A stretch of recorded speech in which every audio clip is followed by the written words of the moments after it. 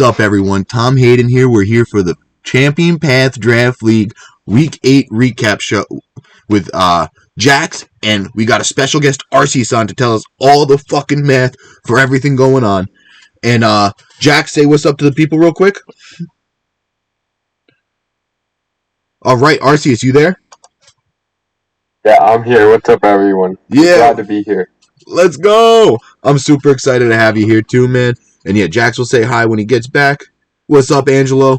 So I'm really excited for this one. The fact that we got all the math for, what's it called? Everyone's playoff odds. I feel like this is going to be must-see TV for everyone today. And I'm excited to get into it. So let's get into the first match. Tyros versus Smurf. Tyros was able to get the 2-0 victory with an impressive 7 kills from his Metagross. Let me look up the exact match stats, because I was looking at this, because this one I didn't see on Tyros's, Tyros's Switch. But the match stats are nutty. Oh no, it was 6 kills by Metagross, 2 by Hill, 1 by Torkoal, 1 by Tangrowth, and only 3 kills for Smurf, 1 with Slowking and 2 with Mudsdale. So this seems to be dominant. What's up, Weeese? Dominant performance by Tyros. Taking over Lunchbox's team late. It's always good to see him get a win. It sucks it's against Smurf. 2 great competitors, even better people.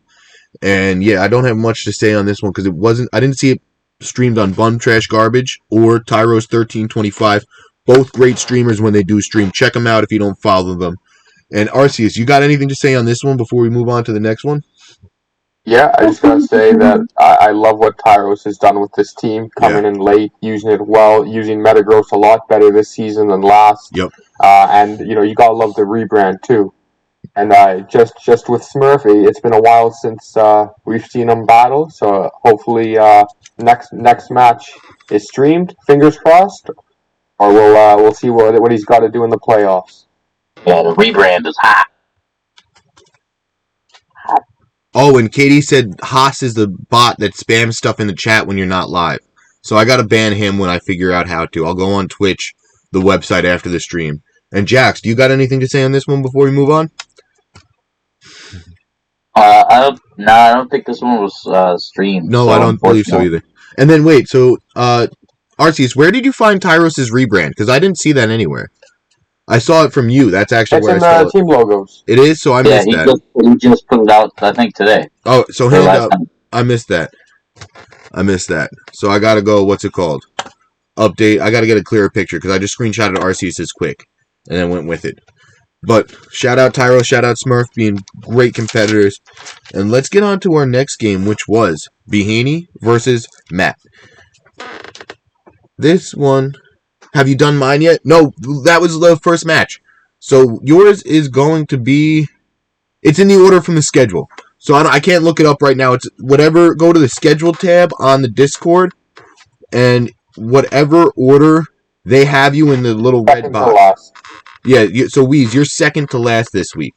Let me pull up the schedule tab so you know what I'm talking about. So like this schedule tab on this page of the Google Docs and the resources. So this is the order we use. So Bhanny versus Matt. We do the week that's just played, Weeese. Yeah, so week 8, and then we do week 9 predictions at the end of this, and we have a special math for everyone's potential playoff spots in the middle. I love this. This is like a big cheeseburger stream. I love it. And thank you for showing up, man. We do it for the people, man. That's why we're here, because it's so much fun to do, but it's like, I would probably have stopped doing it if no one watched, but we got 8 of you here. Jackson, Arceus are here helping. Like, we put a lot of work into this, and I'm glad you guys are enjoying it. But I love cheeseburgers. I still do it. I have no life, so. Yeah, no, I'd probably still do it. I'm lying to everyone. I would definitely still do it if no one was watching. Because I stream to like one person sometimes. It's just me and Andrew playing Unite, and I'm having a fucking blast with it. But alright, so we see Kangaskhan Mindshao versus Darm and Zapdos from Bhanny and Matt. We see Bhanny maxes Zapdos, and Matt maxed the Kangaskhan, which I don't think any of us expected our first go-around. The Darm protects Mindshao coaching, the Zapdos airstreams, it bringing the Mindshao to the Focus Sash, and Kangaskhan max Rockfalls activating the Charty Berry from the from the Zapdos, so he didn't take a lot of damage. But the Sandstorm ended up killing his own Mindshao, so that was, I would say, a bad turn for Matt. If he had max Strike, I feel like it would have done more damage, but he did get the free switch into Urshifu. It gets airstreamed immediately and dies, though. And then Matt rockfalled the Darmanitan with he strike the Zapdos and Darm misses the Rock Slide. That's what I wrote. And right now, Bhanny has a 4-2 Pokemon lead after this turn. The Kangaskhan had a good max guard though. Zapdos airstreamed into it. The Darm KOs the Dragapult with Icicle Crash. And Bhanny is killing everything next to the Darmanitan. I thought this was going to be an easy victory for Bhanny. And game 1 was. Killing KO Khan. He Icicle Crashed and T-Bolt. He got the Paralyzed and the Flinch. Absolutely crazy luck on that turn. But it's not over. It's not over because Matt was able to come back and win game 2 and 3 in surprising fashion, as it says on there. We see the Kangaskhan Mindshell lead again in game 2. We see the Zapdos Galvantula this time. Max Zapdos from Bhanny to take the speed. Electro Web and Air Slam KO the Mindshell. Hailstorm does under 50% to Zapdos. The Goth comes in, traps them in. Fake outs into Galvantula. Max Lightning into Kangaskhan does like 40%. Kangaskhan max stripes into Zapdos, bringing it to 66 HP. Then Gothitelle heal pulses Kangaskhan. And Kangaskhan rock falls Galvantula, getting the KO, and Darm switches in. Zapdos was able to KO Gothitelle with T-Bolt. Kangaskhan rock slice KO Zapdos, but activated the Zenmon on Darmanitan, which I didn't see coming at all. Tiger Blossom 11. Yep, this is the second match. I appreciate you for telling people that. Who is Tiger Blossom 11? Do I know you? That's my wife. Oh my god, I appreciate you. Let me add you as a friend. Thank you. Her Twitch is the one that's on this computer. That was me. I appreciate Jax's wife for being awesome. Alright, and where was I? Rock Slide barely misses the KO on Kangaskhan. Poison Jet barely misses the KO on Grimmsnarl, but does get the poison. Play Rough barely misses the KO on Urshifu. And this turn, like, the end of game 2 was a bunch of barely miss. And Rock Slide missed the Grim, KO's Darm, and this one was over. Matt won. It was unbelievable. I was on the edge of my seat taking these notes. I was like, oh my god, and what happened next? And then game 3, Bhanny predicted a very similar lead from Matt, because that's what he was doing. He was expecting a heavy Kangaskhan. And next thing you know, Matt leads Pult Ninetales. Dynamax Pult. The fake out goes into Ninetales from the Stoys. The Overgrowth into Mudsdale. Activates a weakness policy. Rockfall KOs Mudsdale. But the next Overgrowth KOs Mudsdale. Blastoise was fake outed by Gothitelle. Couldn't do anything. Helping Hand, Sucker Punch, and Ally Switch were the name of the end of game 3 for Matt. And he played it wonderfully with Bhanny misclicking, I would say. Like, he couldn't figure out if he was going to Ally Switch, if he was going to stay there and use a Sucker Punch onto Dragapult. And it was really, it was just the last 4 turns, I would say, were played masterfully by Matt. And I can't give enough credit in this one, because this is not an easy battle to win for Matt, like, at all. Against Bhanny, who's one of the best in here, man. His record says it all. And I was literally on the edge of my seat watching this one. I've been talking for a while. I took really in-depth notes this time. I don't know why, but I'm happy I did, because, like, I couldn't stop watching. Like, this one was one of my favorite matches I've watched. It was unbelievable. Bhanny, he really played well. That game 3 was just so tough. That game 3 was all mental games, and you hate to see it sometimes. You love to see it if you're Matt, because you won the mental games. But, Jax, did you happen to catch this one? I did. I actually helped Matt prep the last couple of weeks. Ooh. But like really hard, so I knew the Kangaskhan was coming. It was kind of a thing. Like I knew Kangaskhan and Special Dragapult were 2 big things to bring to the match this week, and both ended up working out beautifully for them. Magnificent. Yeah, you definitely have to. As any time that you're playing one of the top guys like Bhanny in this league, you just have to make sure that you make your reads right.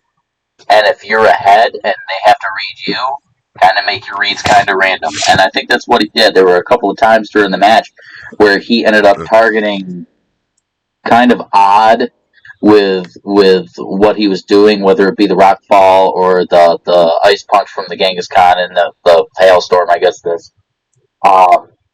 Which kind of threw Bhanny, it seemed like, for a loop as he was playing. He couldn't understand why he was targeting certain mons. But then Matt played the end game of both of, like, the last 2 games really incredibly well, like you said. I'm not an ally switch guy, but he used ally switch to the best of its ability, Bhanny recognizing that his only out could be Sucker Punch, and when I was talking to Matt afterwards, he understood that the only way to take out that Dragapult really at that point would be a Sucker Punch. So he had to try to mix up the targets for that Sucker Punch happening, which he just did masterfully in the end. It was really cool, a great set by these guys, and a really cool match to watch for sure. I can't say enough how awesome this set was to watch. And if you missed it, I highly recommend going watching Bhanny_27. Great streamer, great setup, wonderful match. And Arceus, did you happen to see this one? You got anything to say on this one before we go on to the next one? Yeah, I did. I mean, you guys covered it pretty well, so I'll just say that on Bhanny's side, Zen Mode Darm is always going to get love from me. I love the design. I thought first offensive Grimmsnarl was super cool. It's great to see Grimmsnarl used more for than just to set screens. Yes, exactly. And then on Matt's side, I thought the sets were really cool. Poison Jab on Urshifu was a great call. My I idea. Found a great use for Kangaskhan. It was funny because earlier in the season, I went up against the Kangaskhan. I was not impressed with it. Angelo offered it to me in a trade. I was not interested at all. I called it trash. And then to see it get 5 kills, it's pretty cool. Then the Goth. I love the Goth set. I used a similar set to beat Anti last season where you just make it bulky and you just have moves that are meant to tilt the opponent, and that obviously worked out really well in Matt's favor.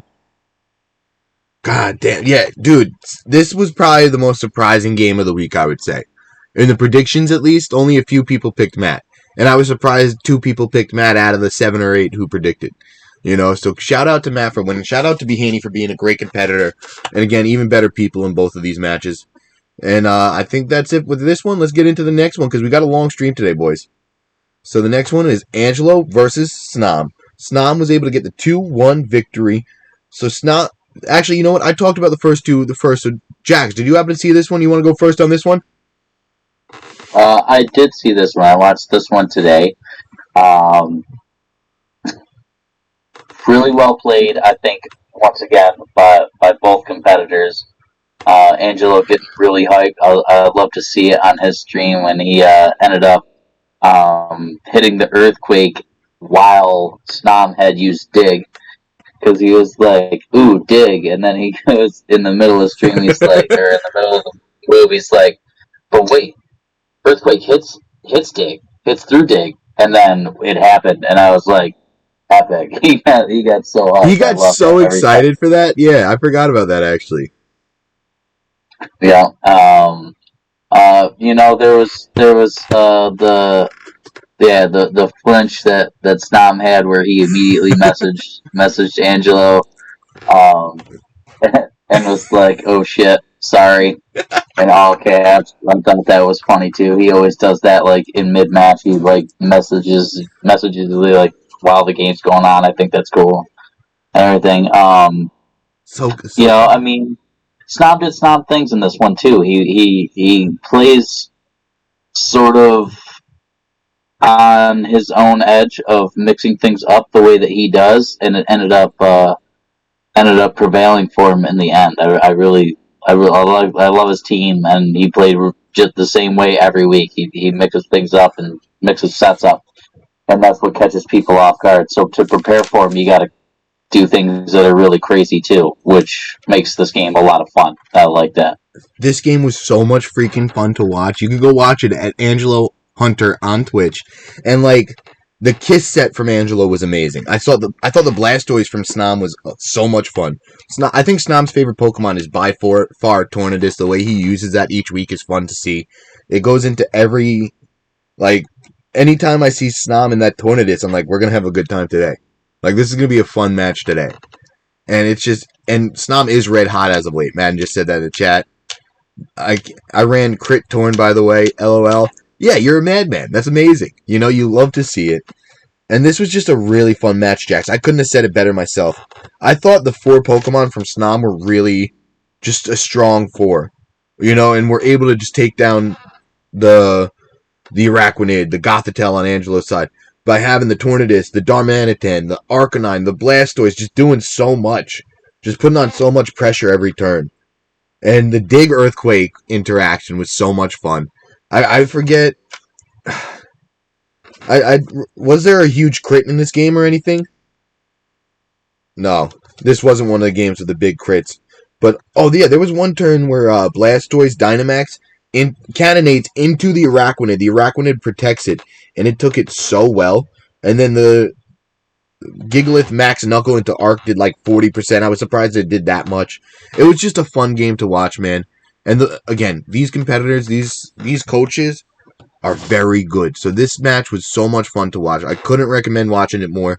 And Arceus, did you happen to catch this one? You got any last words before we move on? Real quick, what's up, Jax? The way that Snom uses the Blastoise with the Darmanitan, it kind of interlocking kind of in the matches this year is really cool. Like he'll be using one, and then before it dies, he'll be using Blastoise before to be able to put so much pressure that you can't just target one mon at a time. Yeah, works really really well for his team.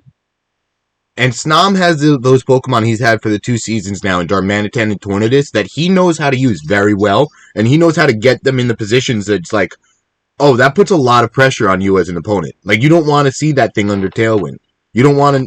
And then we saw Bhanny use Zen Mode Darmanitan, so it doesn't even have to be Guerrilla Tactics. It doesn't even have to be the usual set. So it's crazy to see. And yeah, Arceus, before we move on to your match, do you got anything on this one?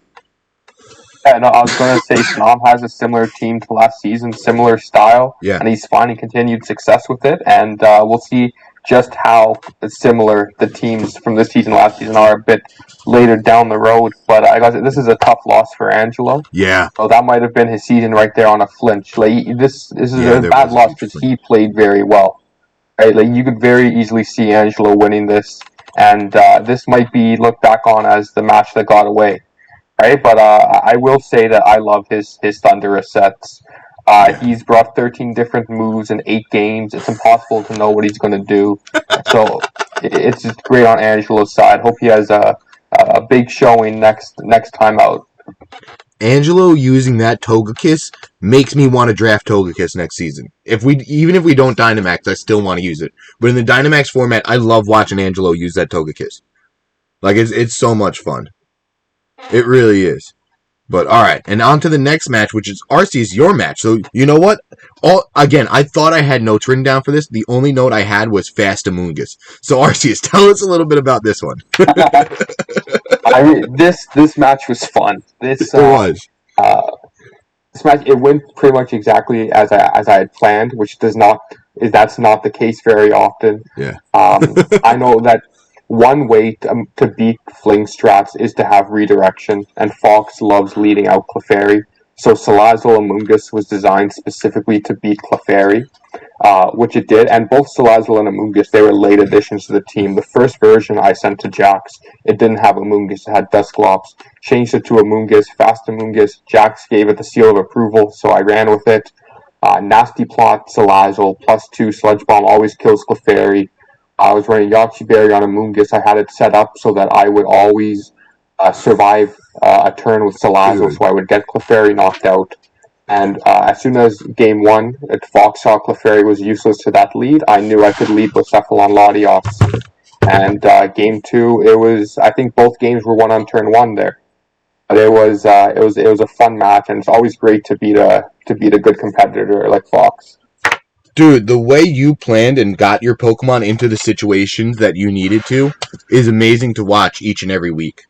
Like, I can't say that enough. Like, you're one of my favorite coaches to watch, and the way you position your Pokemon is so freaking impressive, man. I fucking love it. So, Fox had a tough match this week. I think it was just, what speed is Amoonguss? Do you know? Yeah, do I know the exact number? No, but I needed it to outspeed his base 60 Mons, 65 Mons, and Claydol with 0 speed investment. God damn. See, that's what I'm talking about. Like, the Lapras and the Umbreon at one point were so slow. I was like, oh yeah, Amoonguss might naturally outspeed these guys. Like, without even needing a Scarf or nothing. You know, it wasn't max speed Amoonguss, but it was pretty close.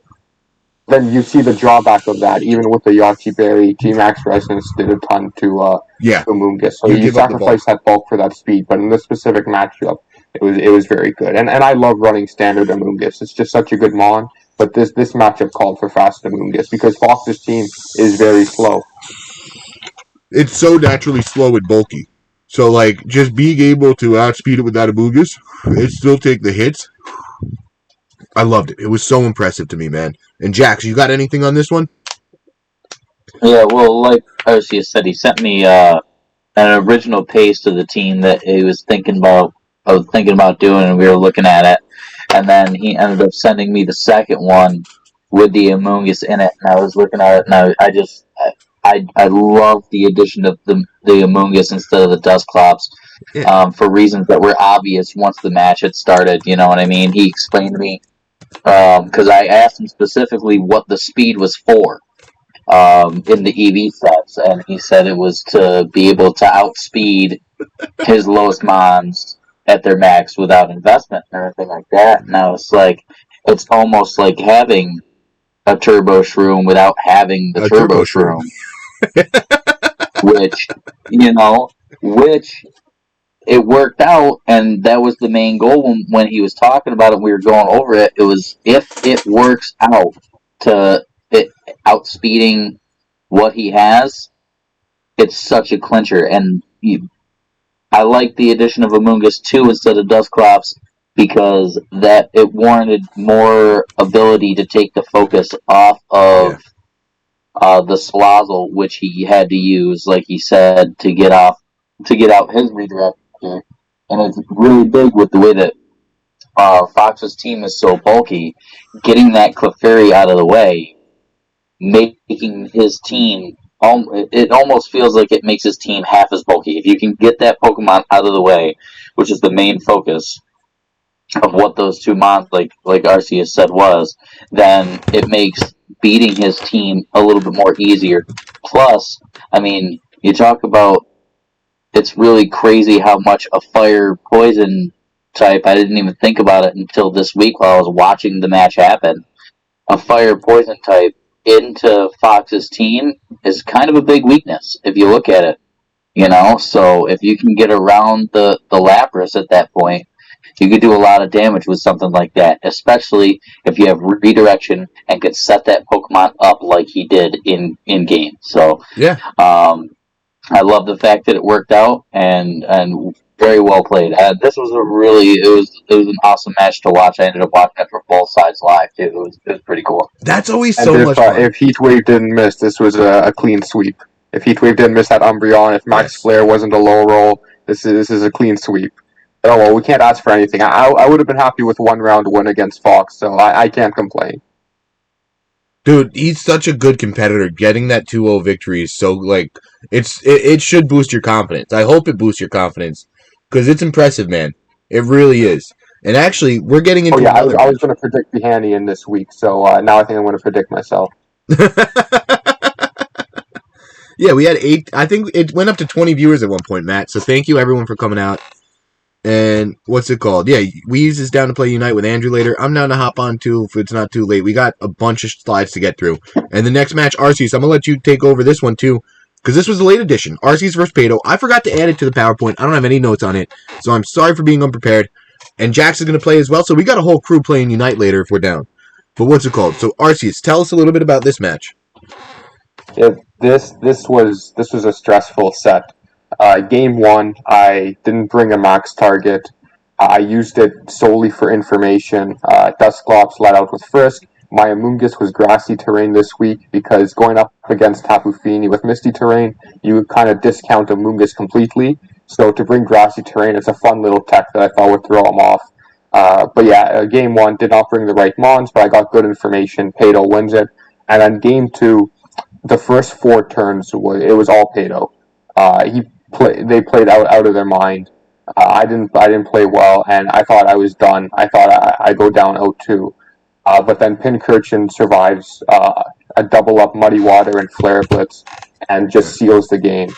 And I was breathing a sigh of relief because that game really should have gone to Pato. He definitely played well enough. And then Game 3, I got my Latios set up with the Fling Pataya Berry, and it was over from there. But yeah, game 2, I really survived by the skin of my teeth there. So I got to give all credit in the world to Pato. Played it incredibly well.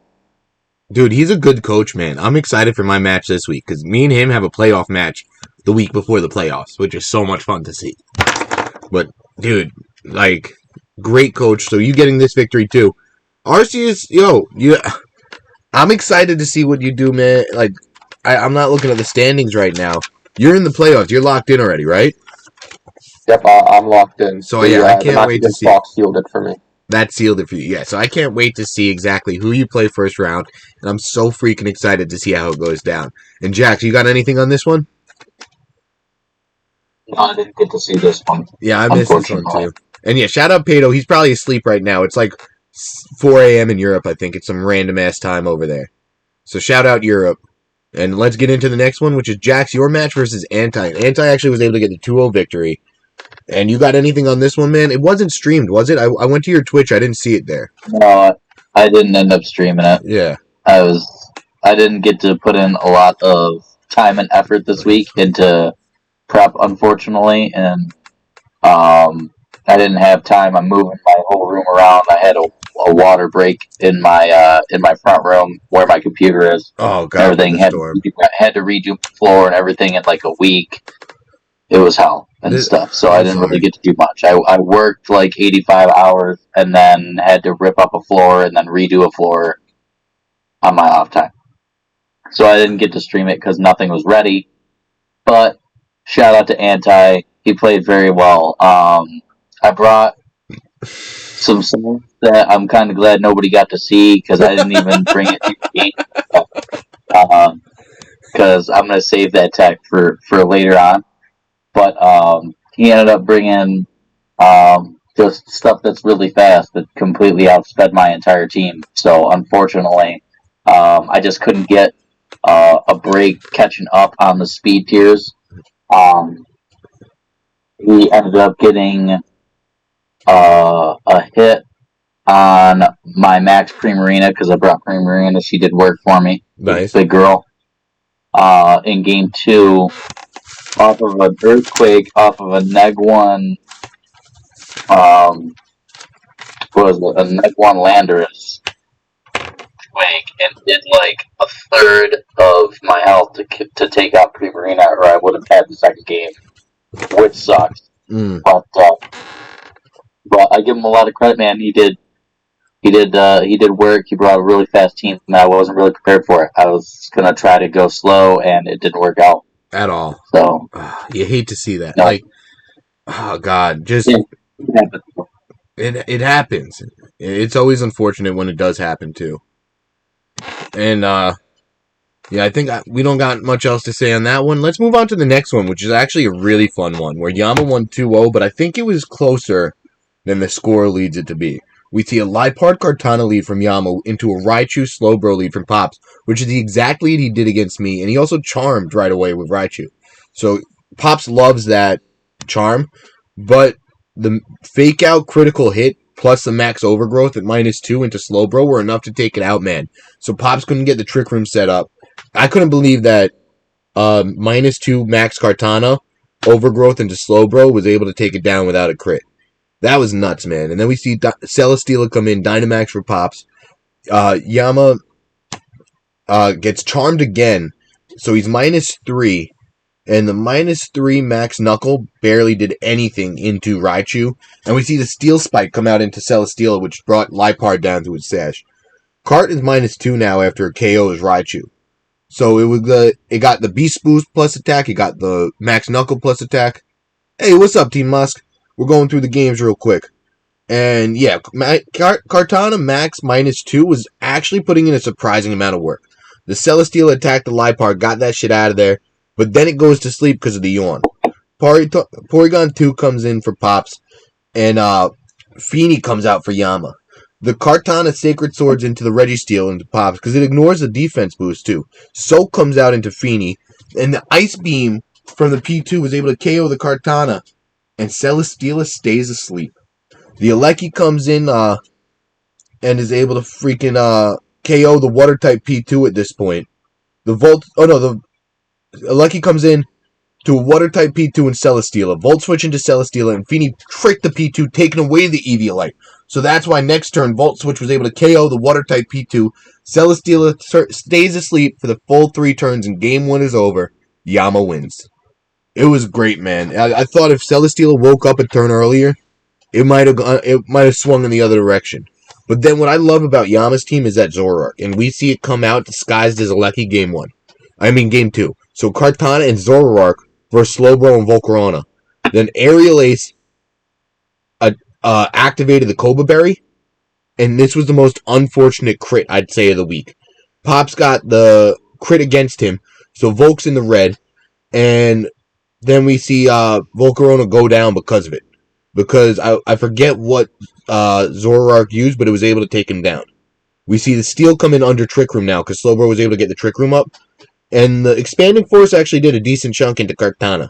Registeel Iron Defense, and then Sacred Sword still ignored it, and Yama gets a substitute off with Zoroark, which I thought was huge. Protect Kartana, he called the Expanding Force into it. Iron Defense again from the Registeel, and then Burning Jealousy from Zoroark to burn the Registeel.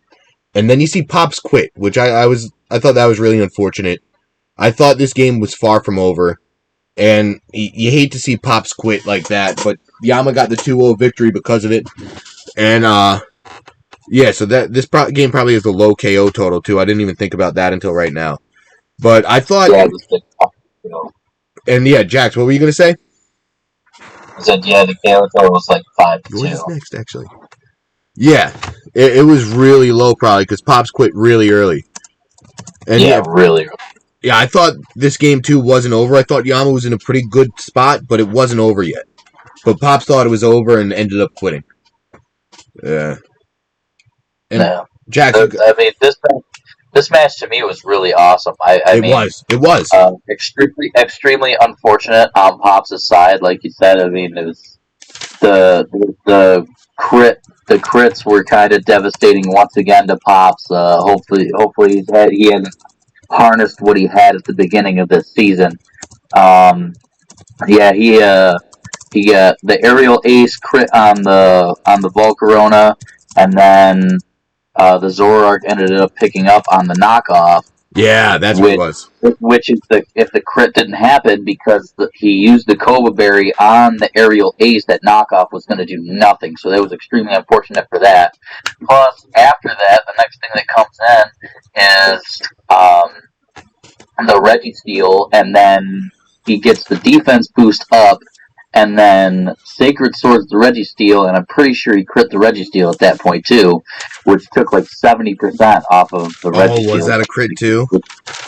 I thought Sacred Sword ignores the defense boosts, right? It ignores the defense boost. So that was extremely unfortunate.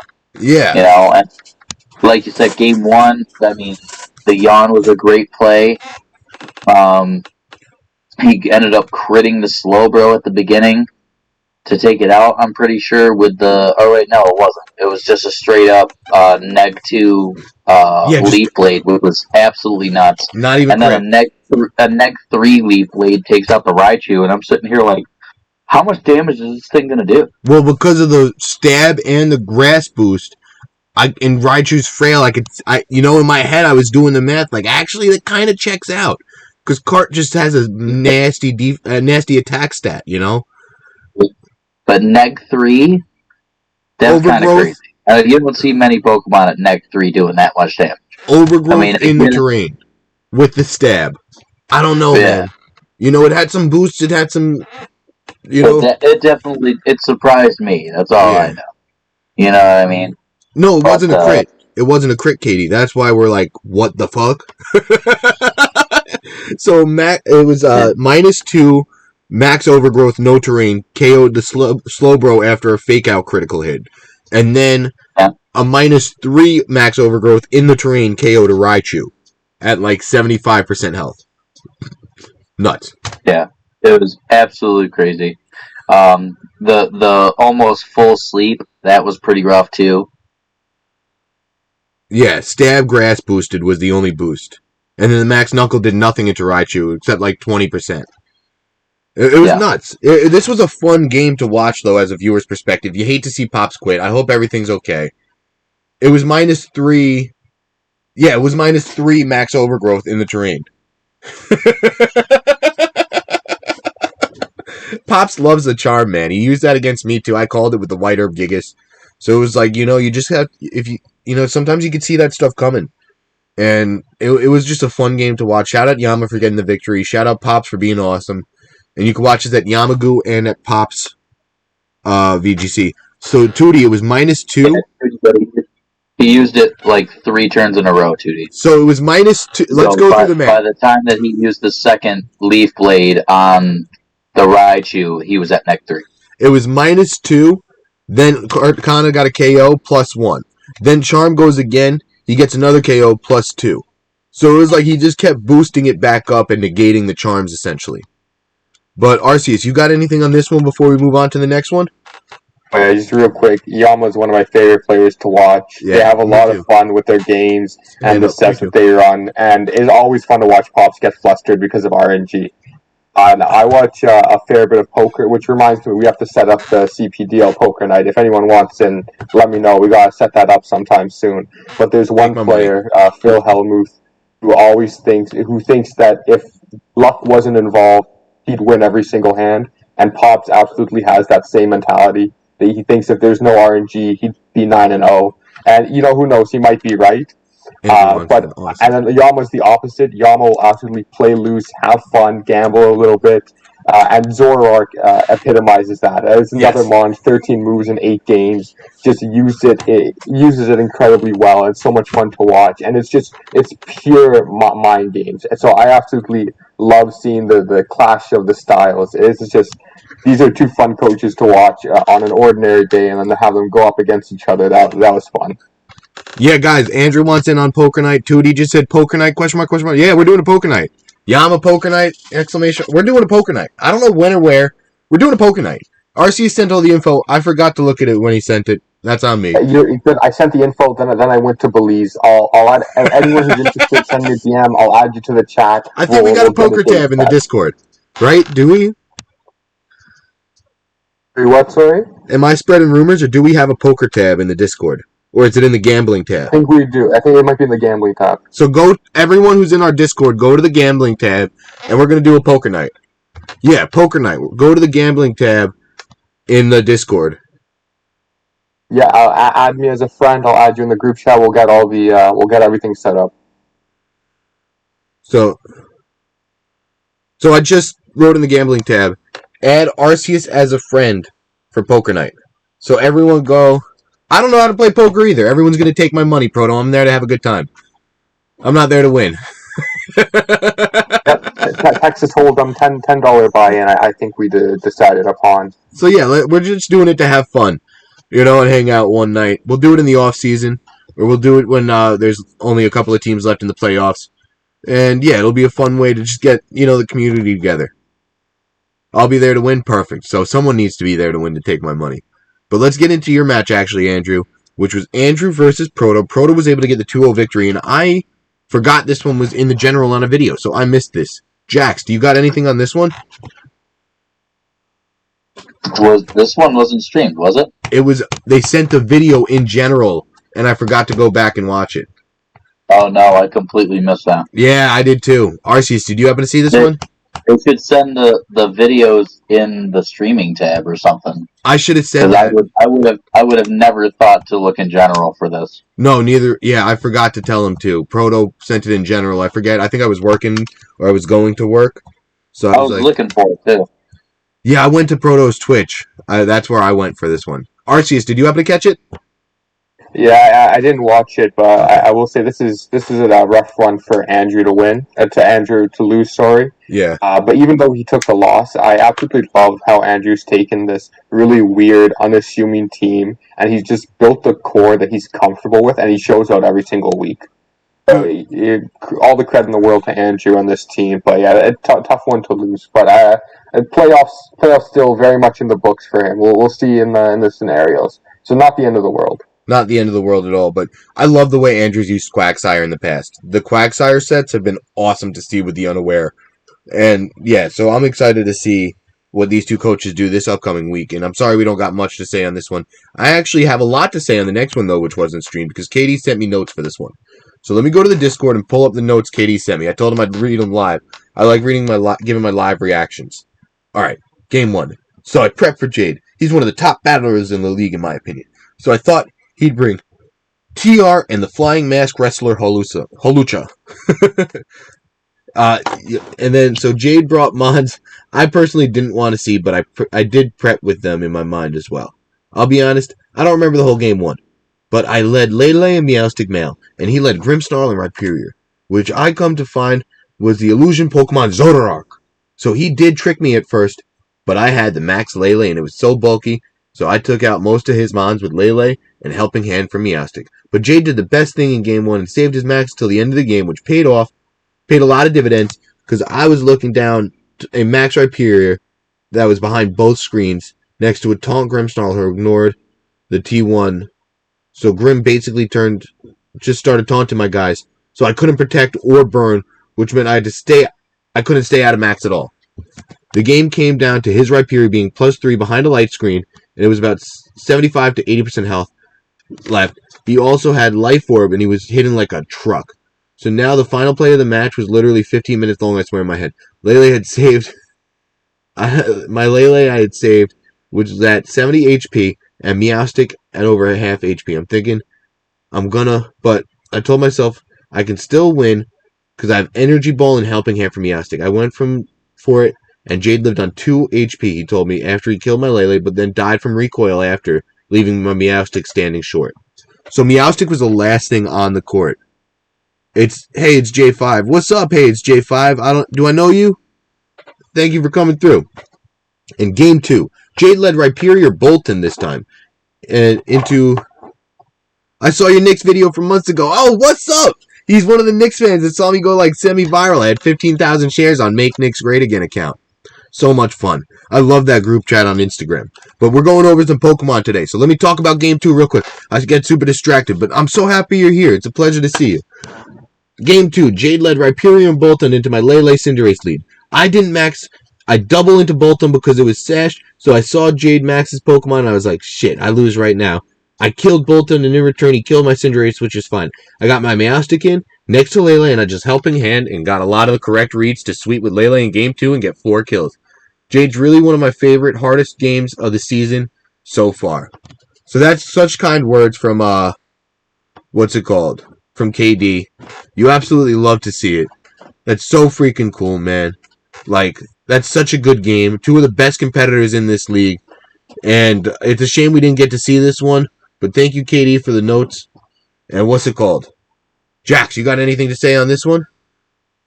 No, I love being able to hear the notes and hear how the games were played. That is really, really awesome. I love the fact that Meowstic was left on the field game 1. Yeah, everything else died. The last thing to survive. Meowstic is... I have that Pokemon this season, and I was kind of doubting it a little bit, but the way that KD used it last season made me want to pick it up. It's so versatile, can do so many things, plus you can make it bulky. And if people don't pay attention to it, it will be the last thing on the field, because it can do so many things that will support other Pokemon. Mm-hmm. It's got to become a priority, especially when you're playing somebody like KD that knows how to use it.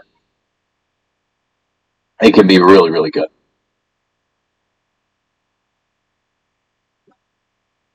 Oh, my Knicks Instagram chat is talking about my Pokemon League now. This is hysterical. But yeah, no, Meowstic is crazy. Meowstic is just one of those Pokemon that I think it should get moved up a tier. You know? It really is fun to see. And Arceus, do you got anything on this one? Yeah, firstly, I'll just say I'm firmly on Team Liepard, Alolan Persian, and Meowstic being in the same tier. Yeah. There's no reason why one should be above and the other two below. But yeah, I'll just say actually agree with that. Continues his win streak, hasn't lost since week 1. They have an incredible team up and down, and they're skilled enough to use it optimally. And then Jade. Jade's found a core, 3 or 4, they've become very comfortable with. And they have some scary mons in the back that they can just plug and play in those other 2 slots. So, 2 great competitors, 2 great coaches, 2 great teams. and love to see them both in the playoffs. I just hope I'm not facing either of them. Dude, for real. These are two of the coaches that I think can win the finals this season. With their teams, their skills, and everything they got going on, I'm excited to see how this one plays out in the future and what seeds and who they end up playing in the first round. I think both of these guys can win the finals this year, and I can't wait to see how they do in the playoffs. But what's it called? I think that's all we got for this one, right, Jax? You got anything else before we move on? Nope. Done and done. Let's move into another match that actually wasn't streamed. So I did miss this one. I didn't get to see Pato versus the BoySakk, but I got some notes. And what's it called? I found out that Max Incineroar was the thing that went in. You know, so it was like Max. Respect the big cat. Respect the big cat. Big dubs. Big dubs. Big cat. Yo, dude, it was incredible. It was absolutely incredible. Like, dude, the Max Incineroar having 5 kills is nuts. Like, absolutely crazy to me. You know, I did that in Season 2, and it was a lot of fun, but, like, seeing it work again, you know, maybe that's something people should look into in the future. Incineroar as a fucking all-out attacker instead of a support mod. It's nuts, man. And, yeah, Jax, you got anything else really on this one? No, just like I was saying. Big trust, respect. The cat wins all day long. Make the cat big, and you're gonna win. That's all it is. Rub it. Happened 2 times this season, and both times it won. Just make the cat big, guys. Just make the cat big. Just make the cat big. I'm seeing Pato. Am I going to see a big cat? Who knows? We're going to find out this week in my playoff game versus him. So I'm so excited for this one. And Arceus, you got anything to say on this one? Dude, I'm going to get a tattoo that says "Big Cat, fuck the world." Right. Yeah, I will say that Pato is one of the more creative players in the league, and it showed this week because I helped Sakk prep. We brought some wild shit, but we couldn't predict weakness policy Big Cat. So we didn't bring on Sack's side no G-Max hat, so we can alternate between the terrains to make Sableye viable. We brought Sucker Punch on Gengar to deal with Drift Blim after getting Trick Room up, and we put Reversal on Entei to deal with Hydreigon, and at a certain point, it does more damage to Incineroar than Stomping Tantrum, but it was all for nothing because Pato just went off. Dude, for real. For real. I don't want people to think that I'm like just specific to Incen. I mean, when Yama maxed the Metal Cat, I'm just saying, it's Big Cat. Big Cat. Get the Big Cat, you win. You know what I mean? Hey, never mind. In your match, when we brought a Alolan Persian to deal with Dragapult, Big Cat. Big Cat. I'm telling you, Big Cat. Big Cat. So that's the name of this game, the Big Cat. And let's move into the next one, which was Alpaca. It's almost like a cheat code, Tom. It's almost like a cheat code, I'm telling you. Do I have any cats on my roster? That's exactly where my mind went. Let's get into this next game, which was Weeese versus Alpaca. Weeese was able to get the 2-0 victory. Weeese is one of my friends from the High Roller League that took over Banana's team.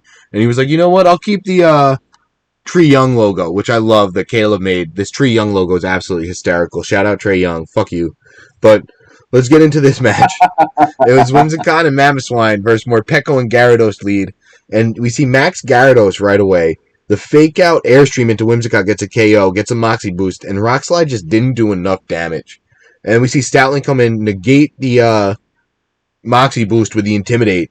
And Gyarados is back to neutral now. And it actually didn't outspeed the Mamoswine at +1, which I was surprised about. I thought the Gyarados at +1 would definitely outspeed the Mamoswine, and we didn't see that. So I think this Mamoswine might have been scarfed. It was scarfed. It was scarfed? Yeah, so yeah. But I love the way the Stoutland was used this week on Alpaca's side. What's it called? Then the Charizard ended up switching in after he gets a KO onto the Stoutland, I believe, right? Oh, no, onto the Mamoswine.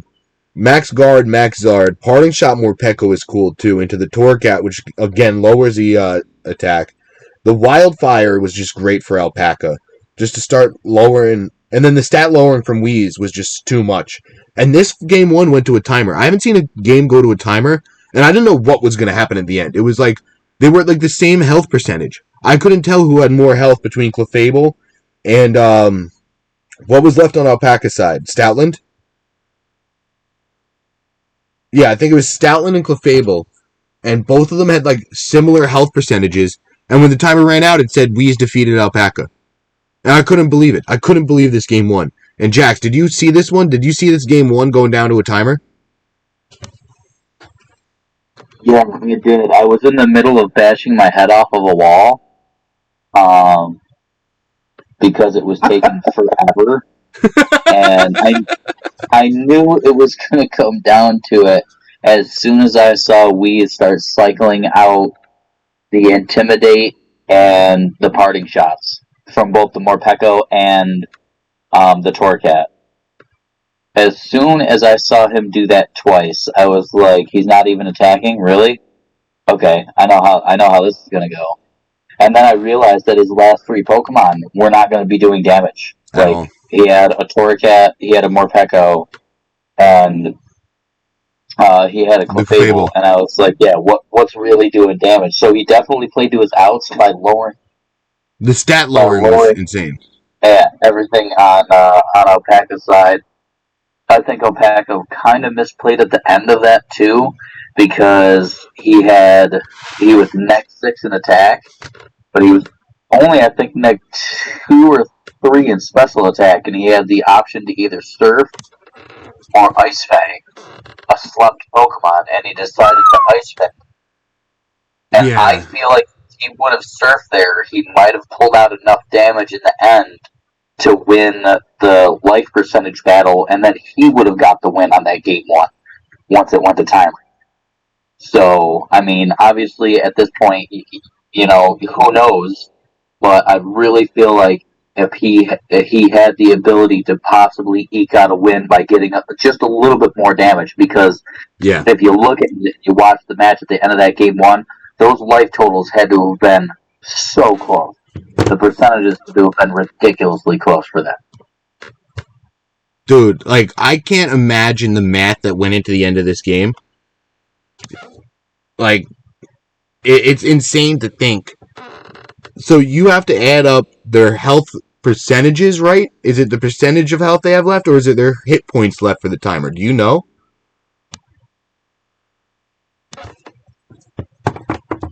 Jax, do you know? I would have to look it up. I thought it was the amount of health you have left, but I think on stream he said it was the percentage.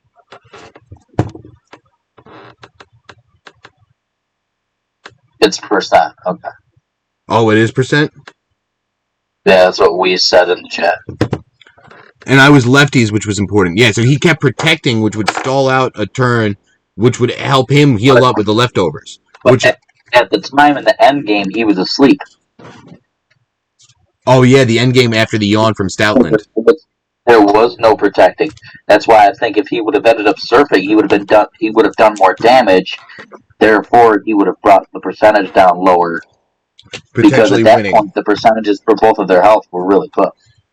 Oh wow! So yeah, this was an insanely awesome game 1. Like, I loved this game 1. Magic Guard was crazy. I wanted to hit by a bus, but it was very, very close. And yeah, Arceus, do you got anything on this one before I move on to game 2, which was like incredibly unlucky for Alpaca? No, move on to game 2. I'll talk about the whole set as a whole. I love it. Yeah, so we see the Whim's Duraludon come out versus a Slowking Thundurus. And he hard switched Whimsicott into the Stoutland. I thought it was an odd switch, I guess just to survive the potential max ooze, because there was nothing physical to intimidate. And the Duraludon ended up being -4 after this turn, because he Eerie Impulsed with Thundurus, and then the Draco Meteor came out too. He had to hard switch out Duraludon the next turn for Mamoswine. He T-waved into Stoutland, and Stoutland was paralyzed, it can't move. Then we see High Horsepower miss the next turn for Alpaca, and that's when I wrote this game was over from there. Like, the T-wave paralysis, High Horsepower miss, and then there was another Eerie Impulse, and then the Draco Meteor missed. Like, it was the most unlucky game 2 I think I've seen, other than a Jax game, all season. It was incredible. It was absolutely incredible. And yeah, Jax, you got anything to say on this one before we kick it to Arceus? All right, Arceus, what you got on this one? Well, this was a game that both players had to win to keep their hopes alive, and Weeese stays alive at Alpaca's expense. I thought overall Alpaca's core was strong, but it was fairly inflexible, and Weeese took advantage of that. And in a small sample size, Weeese has shown some cool sets, like the Morpeko that he brought and AV Slowking. Their season's not over yet, and I gotta hope they pull out all the stops in their last game, make that push for the playoffs. Dude, and me and Weeese can end with the same exact differential and record at the end, and I'm going to have the tiebreaker because I beat Bananas game 1, week 1. So it's kind of nuts to see how that happens, but it's like, shit, man. It's crazy. You should have to play it again. Yeah, I kind of want to. I kind of want to. I'm not going to lie. What's crazier is before 17 forfeited, all three of you could have ended with the exact same record, differential, all that stuff. That's nuts.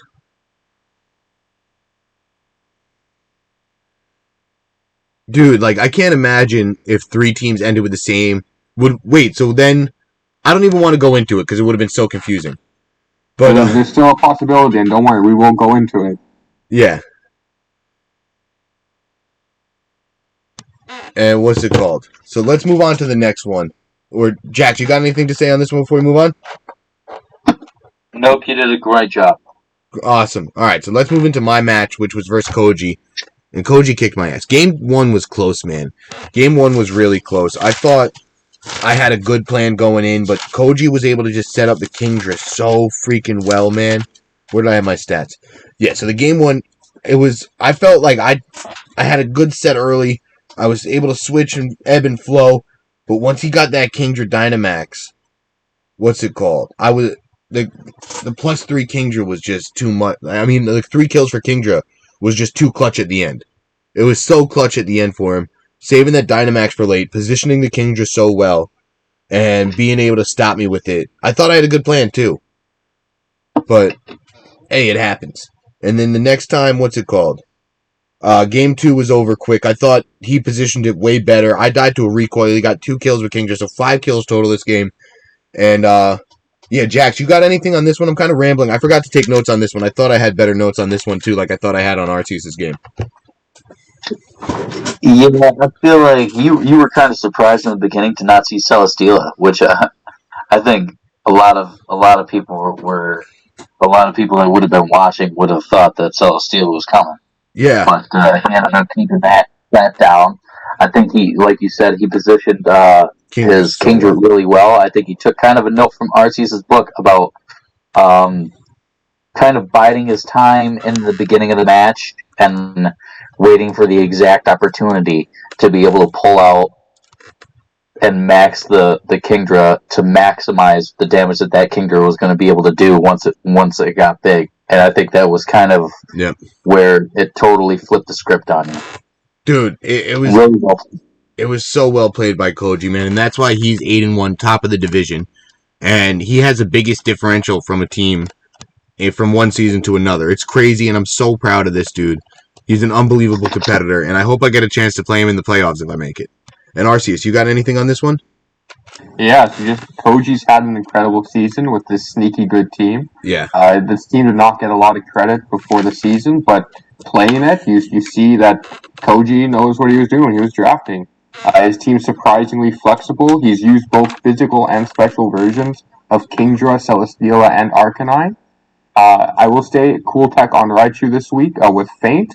And this is the first week in week 8. This is the first week he brought Fake Out on Raichu. Or that we've seen, you should say, that we've seen. Dude, but on Tom, on your side, I think you got to get a little bit more flexible. Yeah, because you're kind of in a rut with your teams. Without even looking, we can guess Reggie Gigas is going to be Choppleberry, Weezing is going to be Shucker or Babiri, Latios is going to be Weakness Policy or Life Orb, and Talion's going to be Scope Lens or Lychee Berry. You got to change it up a little bit, my guy. Dude, I agree completely. The Fate tech was amazing this week. Feint was just so demoralizing because I couldn't protect and I really wanted to so many times. It was just like, I am becoming too predictable. I am. Jax, what were you saying before I interrupted? Unfortunately, the bonds that you're using don't lend themselves to too many different sets or variations of items. Yeah. You know, but that's something to definitely, once you make the playoffs, definitely try to explore and expand, like Arceus said, different ways about doing stuff. And dude, I think that'll take a lot more people by surprise. My last 4 matches have been against a 24-9 combined record. So Bhanny, Fox, Pops, and Koji are 24-9 combined. So I've been through the ring of it. I need to get a win versus Pato, get out of this rut like Arceus said, and catapult myself into the playoffs. Get there for the first time since Season 2. Because I was dog shit last year, 2-7 record. I was in vacation mode, not gonna lie. I went to Vegas, I went to California for 2 weeks. I was having a fucking blast. But vacation's over. I gotta win, get into the playoffs, and prove I'm here, like, and to all you new guys that haven't seen me do well, hey, I gotta start showing it, man. But yeah, 24-9 is a brutal record for my last 4. What's it? 5-3 for Fox, 5-3 for Pops, 8-1 for Koji, 7-2 for Bhanny. Or no, what is it? 6-2? Yeah, it's 6-2 for Bhanny. So yeah, I've been through a rough little schedule, and I'm excited to play Pato now and prove that I'm actually good, man. I'm coming for everyone. I'm coming for all of y'all. And yeah, do we got anything else before we move on to the next one? Nope. Done and done. Hey, you're straight. We know you're good, Tom. Thank you, man. Well, I haven't been playing good recently, so that's why I want to show it. And this game, 17 ended up forfeiting to Tootie, so we're not going to talk much about this one. This one was a quick one. Shout out to Tootie for the 2-0 victory. And, yeah, I hope everything is well with 17. I apologize to him via text. He didn't answer yet, but hope all is well, because I know he forfeited the rest of his matches. And, yeah, he's a good dude. So, do you guys got anything to say before we move on? I mean, there's not much to say about him, unfortunately. Yeah. But, yeah, Tootie wanted to play. Dude, I'm sorry. I'm sorry, Tootie. It's unfortunate that this happened. And like Bhanny said, forfeits are going to be considered when going into next year. So, yeah, it is what it is, and there's nothing we could do, but I hope everyone plays out their matches next season. And, you know, because just for the integrity, man, just like I like to see the matches played. But, you know, I'm sorry, Tootie. I was genuinely upset when I heard you prepped all week, too. It's all good. I moved past it. Yeah, exactly. But let's get on to the next one. I don't want to talk about it for too much. Pokemon of the Week! That was our last match, so we got Pokemon of the Week. Shout out to Tyros' Metagross. Shout out to Matt Kangaskhan. You guys were able to take Pokemon of the Week in each division this week. And Jax, you got anything on this one? Not too much. I just wanted to say I love the way Matt used this. Surprised a lot of people. Yep. With being able to use Kangaskhan the way that he did, and I think that that thing just was able to put in all sorts of amount of work, because not a lot of people are going to expect that. You know, people always expect that to be the supportive mon, or the mon to be able to use fake out, and then all of a sudden you're just last resorting or something like that, just because that's how a lot of people use it. So to be able to think of using it in the way that he did, and then to be able to execute it the way that he did, that was pretty awesome. And then for Tyros, I mean, like Arceus said when we were reviewing the match, to have Metagross as opposed to seasons before coming back, and he's been able to really use that Metagross the last 2 weeks to its full potential. It's such a havoc to have to deal with in a draft league, so he did really, really great this week with it. Yeah, and Arceus, what do you got on this? Hey, these are 2 well-deserved choices. These are 2 teams peaking at the right time. So you can't argue with this at all, I don't think. Yeah, dude. And we get into our honorable mentions. Katie mentioned someone in the chat that didn't make the list. Maybe Katie's Lele should have made the list, but we got Arceus, your Latias, and Pato's Incineroar making this list as the honorable mentions this week for Pokemon of the Week. And shout out Katie's Lele for the 5 kills, too. So, Arceus, I'm going to kick it to you. You got anything on your Latios this week? Yeah, I think this is cheating a little bit. Both these mons played in 2 matches, boost the stats a little bit. Latios, 4 kills in each game it played in. If we're being honest, Pincurchin and Salazzle carried these games this week, but we'll let Latios take the credit. And Incineroar, yeah, good choice. Won that match against Sakk, and honestly, in my game versus Pato, I was scared of an Incineroar max. That's something I thought if he maxes Incineroar instead of Feeny, targets into Latios. I don't know how much damage it does, but it's going to be a lot. It's going to be a lot. It's going to be a lot. Big cat. Big cat. Respect the big cat. Shout out big cats. Let's fucking go. All right, and let's get into our kill leaders, which was Metagross with the 6 KOs. Then we have a 5-way tie for second with Koji and Kingdra, Proto, Heatran, Katie, Lele, Matt and Kangaskhan, Pato and Incineroar, and congrats to all these coaches. And then 2-way tie with Arceus, you and your Latios. I wrote Latios, I'm sorry, and Jade and his Rhyperior. So shout out all of y'all, because this was impressive, man. We got a lot. Sometimes it's only 3, 4, 5. This week it was 6, Latios. And then King Khan. I don't know how to spell it. All right, whatever. That's definitely wrong. But whatever. It is what it is. Shout out everyone. I appreciate each and every one of you. And guys, we're going to get into the predictions next. So I got something to say. I think someone's going to win the predictions now. All season I was saying, I don't think anyone's going to win. No one's going to win. No one's going to win. Now that it's only 10 games, the odds go up exponentially. I think someone might win the prediction giveaway. We saw Bhanny go 8 out of 12. We saw Yama and Jax go 7 out of 12 this week. We've had people go 10 out of 12. We've seen people pick 10 games.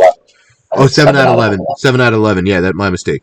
But we've seen people pick 10 games correctly before. We've seen people pick 9 games correctly before. It might happen this week. Someone might actually win the giveaway cards for the prediction. Someone might win this stack of cards. I might have to send them to someone. Yeah, Jack's the true homie. So, shout out. You can drive them up. The border's open now. Oh, is it really? My sister's, what's it called? Her boyfriend's parents have a vacation house in Canada. They're going to be so happy. You might have to fly. I'm not too sure about the land border. See, that's what it is. The land border is still closed, I think, because they can't drive to their vacation house. Oh, it's not? No, I drove past the Peace Bridge earlier this week. You have to have 2 negative COVID tests done within a week. So, to be able to go. I got to reach out to my sister and ask her about her boyfriend's parents because they love going there. Because she's right in Buffalo, so she loves it up there. But, guys, Tom needs to bet a timeshare. I don't think I need a timeshare. I need to save my money. But, all right, let's get into what I think is my favorite part of the PowerPoint this week. And, Arceus, I'm really going to let you take the lead on this. So you just tell me when to switch the slides and when you want mine and Jax's opinions, but this is your show. Do with it what you want, buddy. I want you... I want to hear your opinion. I'm excited about this. And we got the playoff scenarios. I'm so excited. So yeah, Arceus, give us a little intro before, and then let me know when to switch the slides.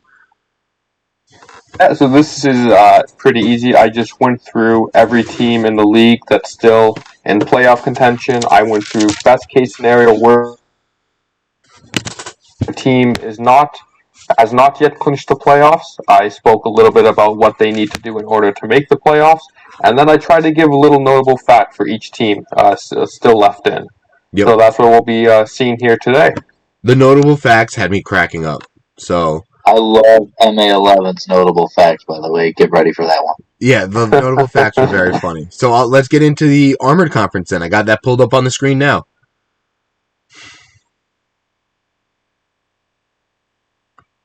Oh no, did I disconnect? No.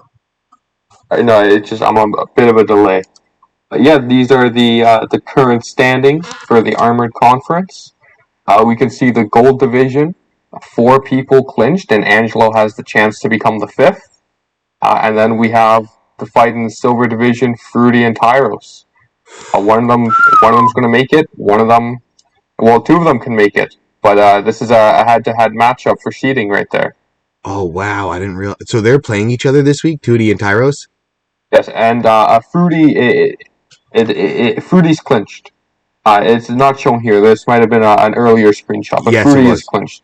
The last loss between Angelo and Tyros. So this was before 17 forfeited again to Jax and Smurf. So this is not. It's after. It's just before the Y was added. Yeah, it's just before the Y was added. All right, so let's get into the first one then.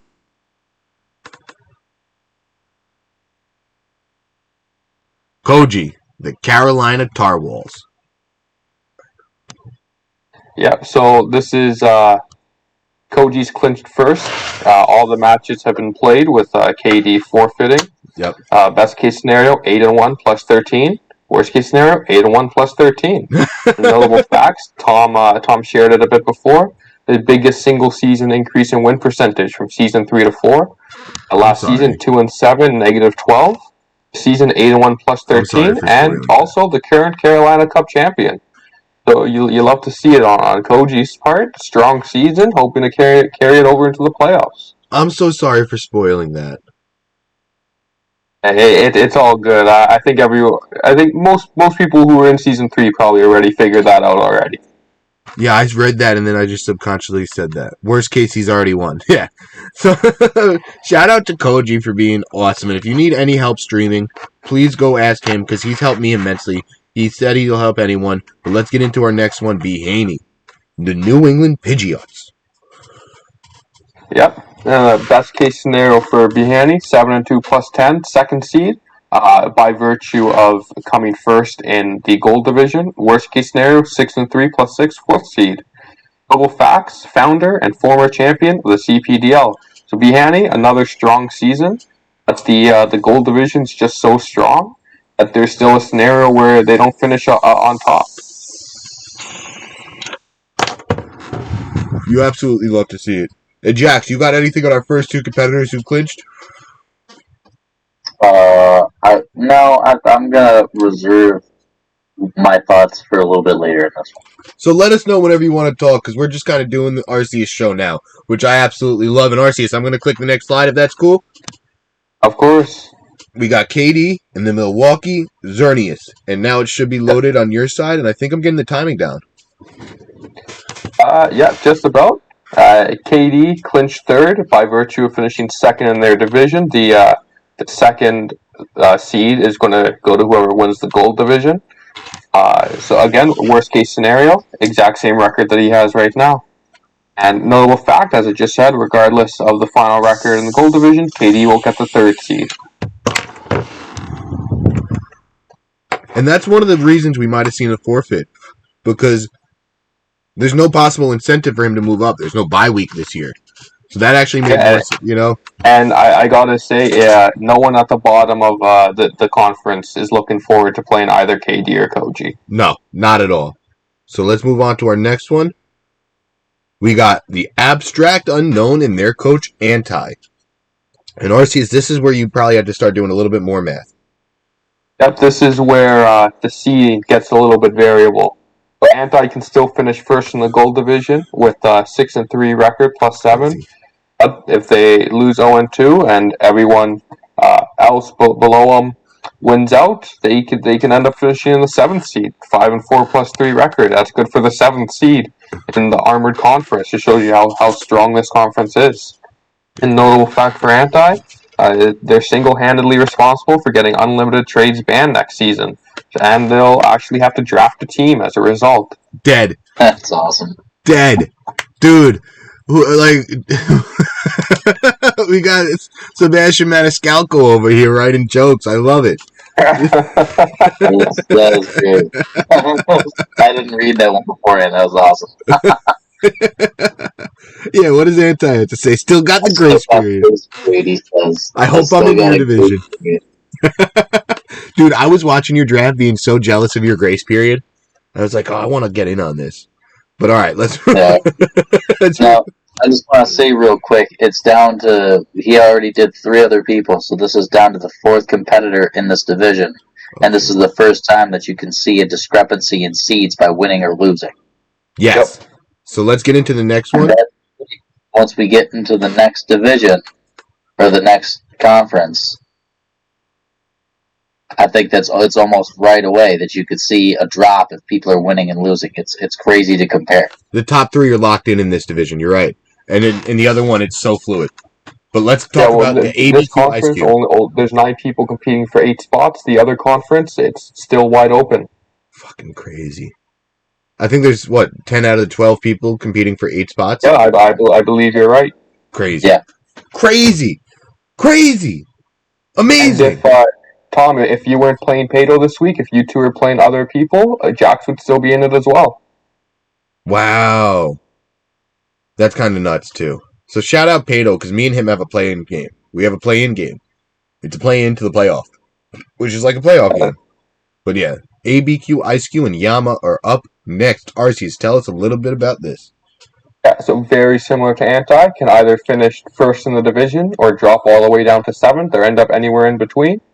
Notable facts, they own the head-to-head tiebreaker versus both Bhanny and myself. One thing I will say for the notable facts, if you own a tiebreaker versus somebody, but it's not relevant, I didn't include it. I like that. So these tiebreakers, they can play into seeding. Yeah, we got week 17 of the NFL. It's fun. It's so much fun to see. I love doing them. That's why I was upset about the forfeits, and I kind of said something when I shouldn't have. Should have kept my big mouth shut. But it's so exciting to me. So let's get into our next one, which is Tutti Frutti and the Boise Geos. And Arceus, tell us a little bit about this math. It should pull up on your screen now. Yep, alright. So, Tutti Frutti, best case scenario, 4th seed with a 6-3 record. 6-3 record, good for the 4th seed at the absolute highest. Worst case scenario, 8th seed. Notable facts, they own the head-to-head tiebreaker versus both myself and Yama. And I will say the worst case scenario assumes a 2-0 loss to Tyros, in which case Tyros will own the tiebreaker for the 7th seed. So that's how that math works there. So Tutti could lose 2-0 and still... Oh, so Tutti's, locked in. She can't get below the 8. Yeah, 2D's in. Done and done. All right. Now let's get into our next one, which is Gold Coast Go Goats and you, Arceus, who are also locked in. Did I accidentally move you below Tutti? Oh, no, I did that. I did it so that your best case scenario, if you're the higher seed, you're ahead. Okay. Yeah, so my best case scenario is the 5th seed because of the tiebreakers that Yama and Fruity have over me.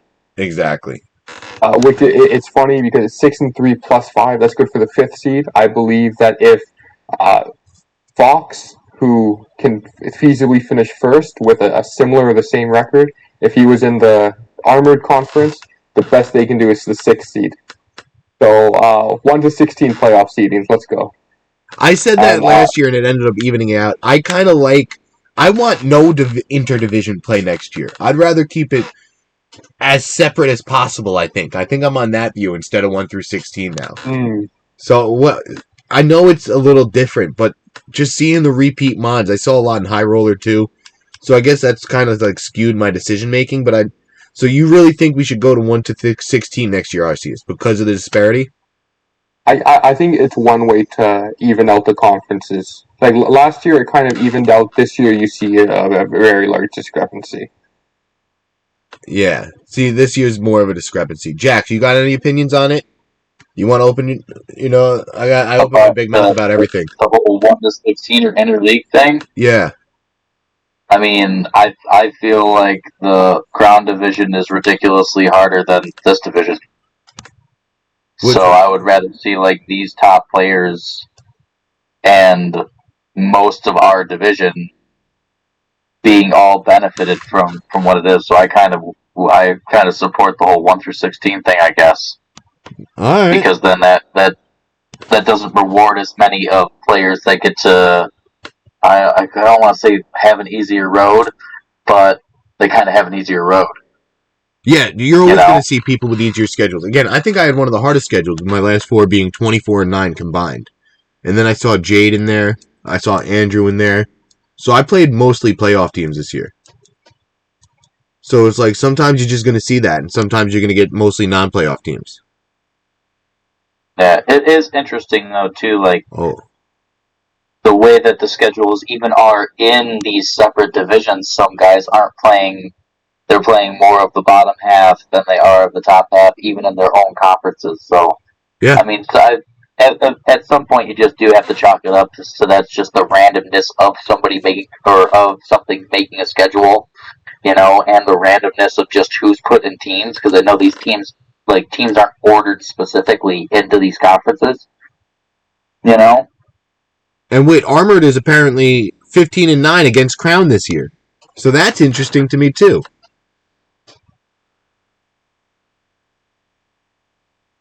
That's what Tootie said in the chat. That's crazy, actually. If the Crown has these better records. Very, very strong conference. Wait, no, I thought Armored is... Which one's Crowned and which one's Armored again? Blue or red? They're in Crowned. Yeah, so... Oh, Armored... Armored's the one we're doing right now. Yeah, so I mixed that up in my head. Alright, yeah, so that makes sense. Alright, well, let's get on to the next one. Wait, made the slideshow and did all the math. You're welcome. Thank you for that fun fact, too, by the way. Thank you for all of this, because this is a lot of fun. Like, this is so much fun. I do feel like in the interdivisional play, the top half of the Armored division beat up on the Crown division. It was the Crown division kind of beating up on the lower half of the Armored division that even got those 9 wins. Oh, 3 of those 9 wins are against one person, I believe. Really? 2 or 3. I don't know how many games the Houston Hitmonchan played against the Crown. Furthering the discrepancy of the top half and the bottom half of the Armored division. Yeah. Yeah, we got to go through strength of schedule next week, too. We'll do that next week. For the next recap show. Yeah, for the next recap show. And that'll be fun math. I like math, too. Alright, and let's get into the next match. We got the Ryuko Storm and Tyros. And this was like a cool rebrand. I really like this rebrand. And thank you for showing me the rebrand, because I missed it. So without you, I would not have seen this. So tell us about this one. Yep, and this is the first person who has a win condition. So the best case scenario, 5-4 plus 1. Good for the 6th seed or the 7th seed, depending on that odd interaction, which we'll go over in the next slide. Yep. Worst case scenario, 4-5 minus 3, misses out on the playoffs. So Tyros will make the playoffs with a win versus Fruity or an Angelo loss, and he'll miss the playoffs with a loss versus Fruity and an Angelo loss. Wow. Notable facts, Tyros is one way a win from equaling their win total from last season, even though they played 5 fewer games. Crazy. Shout out Tyros. He's such a good competitor, man.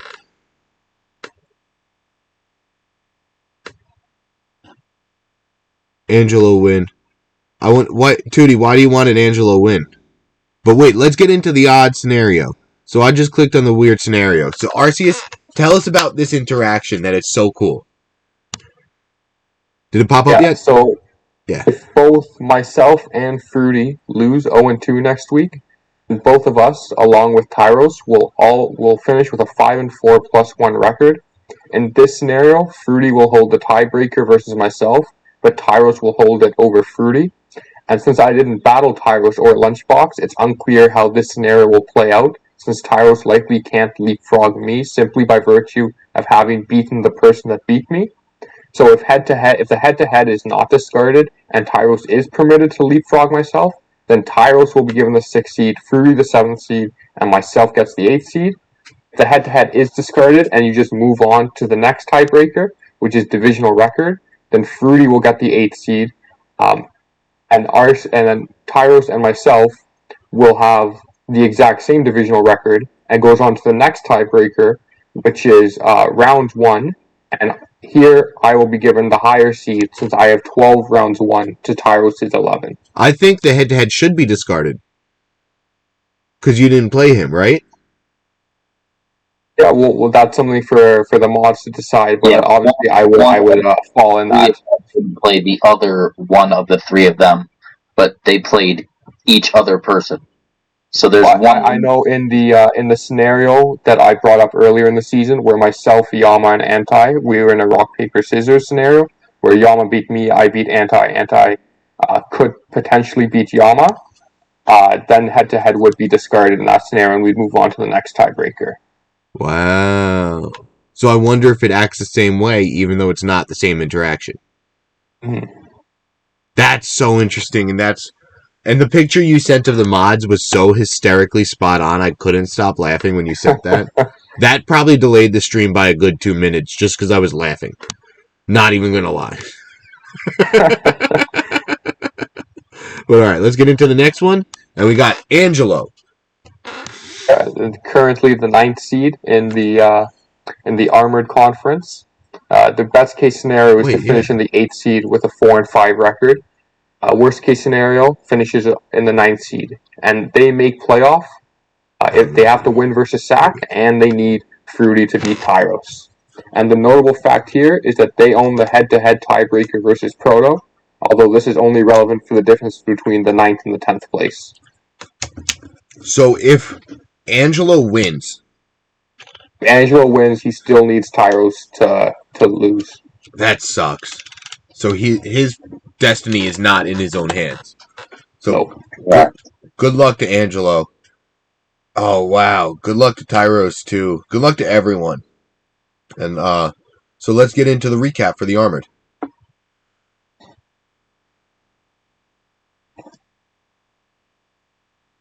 So here are the 7 teams that are all guaranteed: Koji, KD, Bhanny, Anti, Yama, myself, and Fruity. Tyros makes the playoffs with a win or an Angelo loss. And the only must-win game in this for this week is for Angelo when he goes up against the BoySakk, who I'm sure would love to get their first win while crushing playoff hopes in the process. Imagine. And, but if Angelo does win and Tyros loses, then the Gold Division could have 5 teams making the playoffs. Dude, that would be some WWF stuff. Of the Pacific Division in the NBA. Yeah. Yeah. Dude, if SAC wins, that would be some, like, crazy storyline. That'd be like a Disney movie. I'm helping SAC out. I hope we get it. What's up, Jax? That'd be epic. Oh, God, I hate to root against Angelo. But, like, crazy. That'd be insane. That'd be insane. Question. What's your question, Katie, before we move on? Depends who you ask. Yeah, no, Angelo doesn't want to see it at all. Angelo doesn't want to see it at all, yeah. If Angelo wins, is Tyros 6th? Arceus, can you answer that? Should I go back? If who wins? If Angelo wins? Yes. It depends on if Tyros wins as well. If Tyros wins 2-0 and I lose 0-2, then it depends on the head-to-head matchup on how that odd interaction works, and that's for the mods to decide whether head-to-head is discarded or if it stands. It all depends on if Tyros is allowed to leapfrog me. So here is the standings again. So that's kind of nuts how it works out like that. If the BoySakk wins, gets his first game the last week of the season. If not, I still get Tootie. Yeah, Katie, I believe you're correct. But, yeah. Alright, so let's move on to the next one. The Crown Conference. Which is insanely close compared to the Armor Conference. We beat each other up in the Crown Conference this year. It was a slugfest. It was pop, pop. We all took punches. We all gave punches. It was so exciting. And shout out to each and every person in this fucking division. Because we played our asses off this year. And here there's a pretty clear tier. The top 3 or 4 teams, they can all fall within a couple seeds of each other. And then everyone else is fighting for that 4 through 10 spot. Or through 8 spot. Get those gloves up. Yeah, Andrew, me and you, I think, are fighting for spots this week. I think it's not good for me and you this week if both of us want to make it. But let's get into it with Snom. The Texas Tornadus.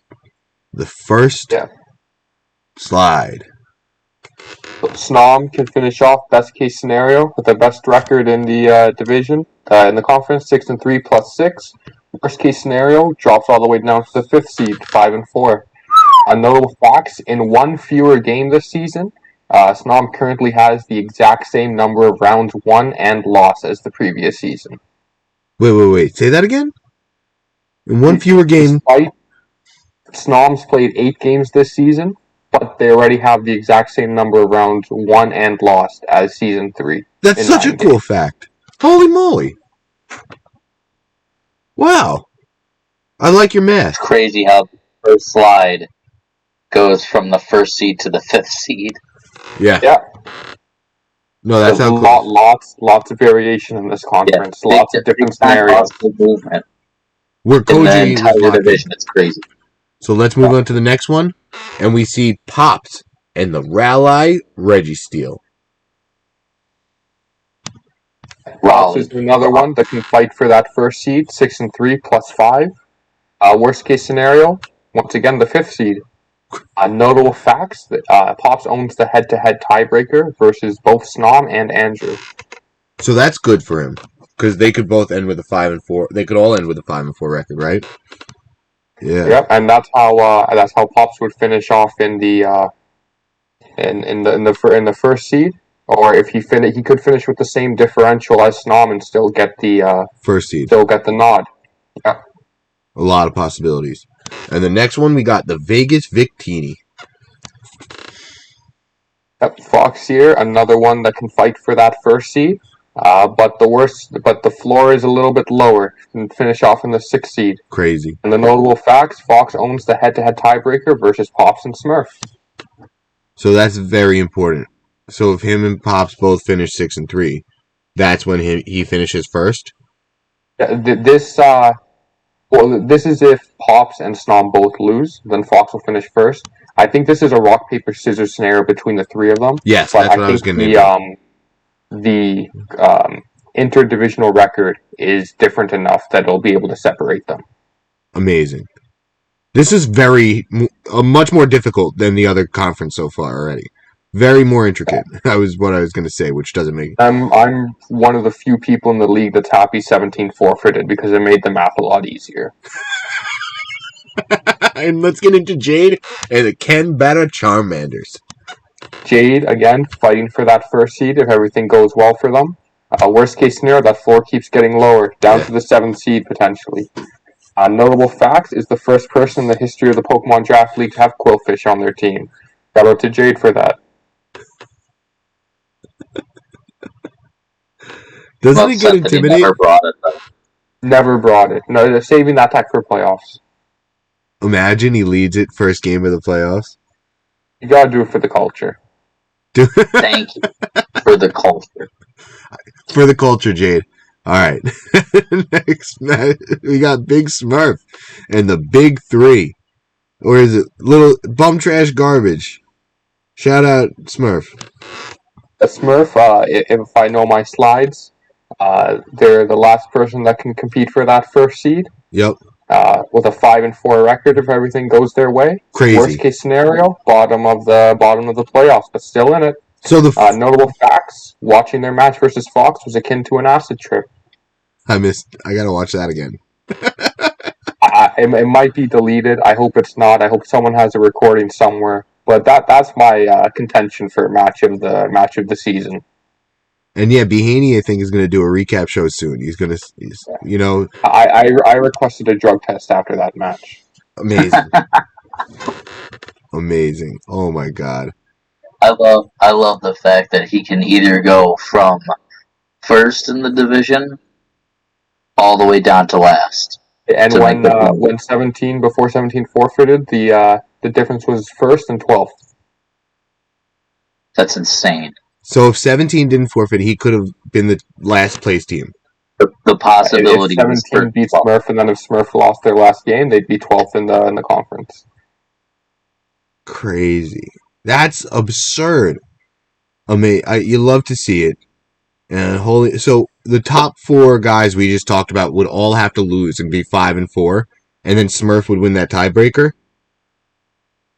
I believe so. That's what the math says. That's absurd. I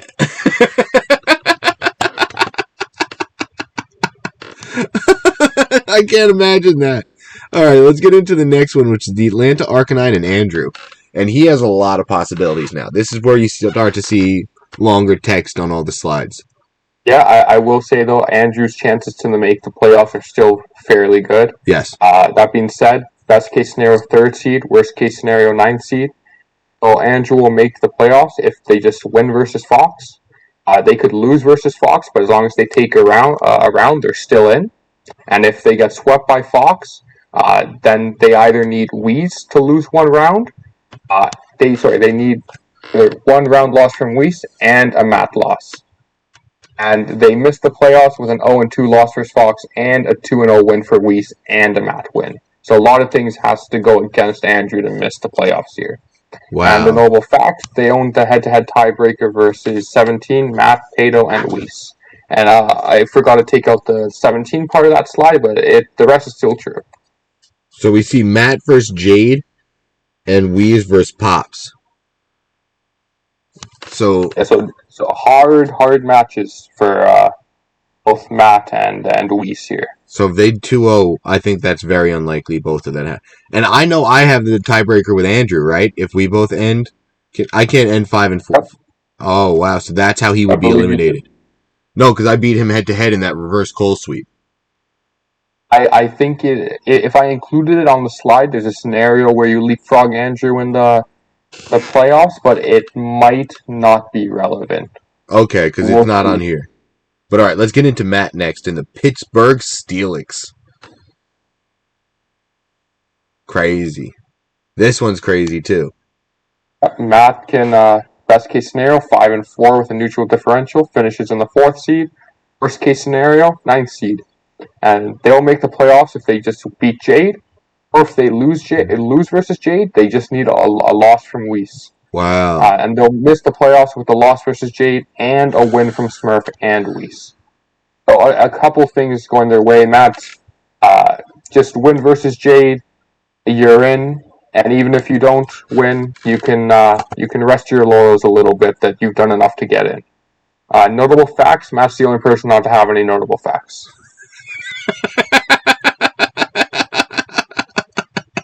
Arguably the best notable fact of all the notable facts. I couldn't stop laughing when I read that.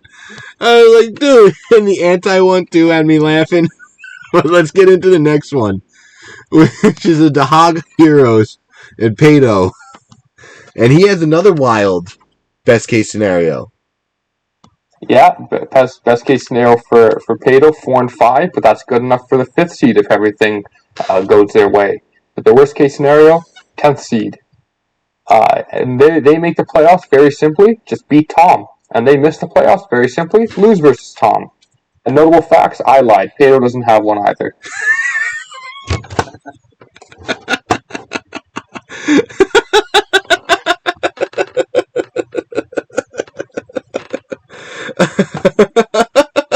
Alright, let's get into me. The Amun Gus Bus and Tom. Myself. Shout out me. Alright, well, if everything comes up Tom, you finish in the 6th seed. Hey. If the worst comes to pass, 11th seed for you. You'll make the playoffs with a 2-0 win versus Pato, or a 2-1 win versus Pato, and any one of the following scenarios. A 2-1 Weeese win, or worse, an Andrew loss, or a Matt loss. Only one of those things has to happen, as long as you beat Pato 2-1. Missed the playoffs with a loss versus Pato. Yeah. Notable facts, you own the head-to-head tiebreaker versus both Andrew and Weeese. Yep. You could theoretically finish with the exact same record, differential, and division record and round 1 as Weeese. Yes. Crazy. But I'll own the head-to-head because of the game 1 versus Bananas. That's right. Nuts, man. Holy shit. So I got a playoff game, baby. I can't wait for this one. I'm so excited. So it's going to be Saturday, 9/11, never forget, at 9 p.m. I'm not sure what time that is for him, but I'm pretty sure it's the middle of the night for him. Because I'm working like 6 days a week now. So shout out to Pato. And let's get into the last team. The Atlanta Tree Young and the coach Weeese. My boy Weeese who took over Bananas team late. Yeah, Weeese still has a shot to rocket up to the 6th seed. They also have the shot to flame out in the 11th seed. Their way to make the playoffs, it's a lot more difficult. He needs to sweep Pops, and they either need an 0-2 loss from Andrew, or a loss from Matt, or a 2-1 win versus Pops and a loss from Matt. And they missed the playoffs with a loss versus Pops or a win versus Pops and either a win from Andrew or Matt. So a couple different scenarios where even if they win versus Pops, they don't make the playoffs. Crazy. Notable facts: could theoretically finish with the exact same record, differential, division record, and rounds won as Tom. And that's when they would win with they would have a 4-5 record and still get the 9 seed, right? 4 and 5, yep, because you'll have the tiebreaker over them. And I'll get the 8 seed. Holy shit, this is so close. And lots of different scenarios. Yeah, so I just pulled up the crowd. It's very hard to predict. Yeah. All right, and the recap for the division. Only 5 people have clinched the playoffs here. Snom, Fox, Pops, Jade, and Smurf. First seed is still up to grabs between all 5 of them. Go get it. Pato versus Tom. It's a play-in game, Tom's been saying. Weeese versus Pops is a must-win game for Weeese. And the seedings for 1 through 8 and 4 through 11, very, very fluid. Anything can happen. Anything is possible. Who used to say that all the time? I forget. But, guys, this is already an hour and 40 minutes. Oh, Kevin Garnett. Oh, yeah, I used to like him in Minnesota. But, guys, I think someone's going to win the giveaway this week. Because we got 10 matches. We only got 10 matches. It's exponentially easier than picking 12. Exponentially easier. You have a better chance of winning a 10-team parlay than a 12-team parlay. Think of it that way. You know what I'm saying for all my sports gamblers out there? So, you guys got anything to say before we get into the Week 9 matches? Now let's do it.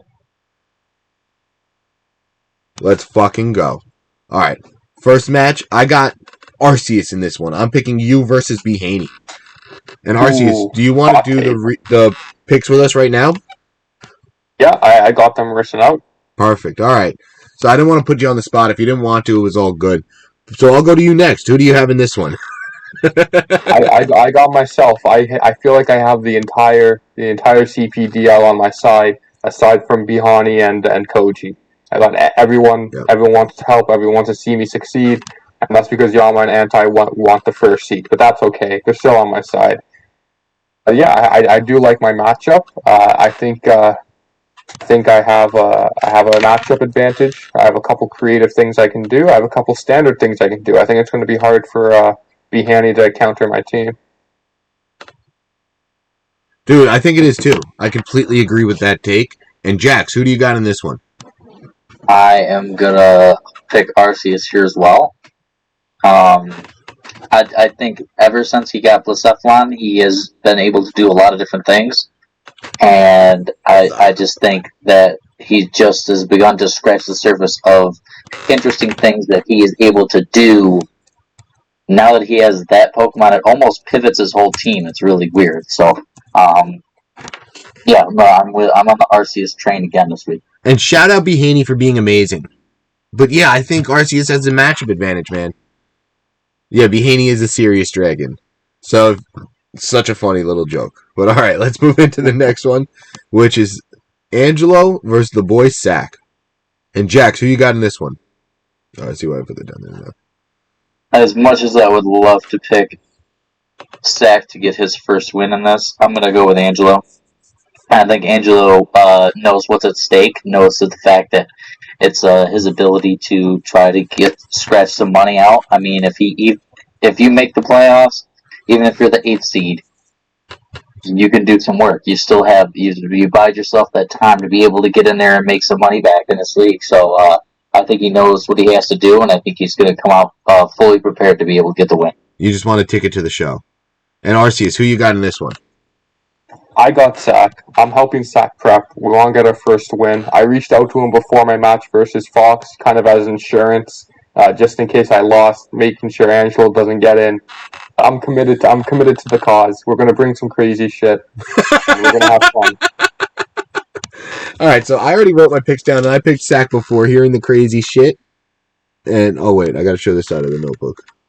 But yeah, the BoySakk. I'm picking the BoySakk.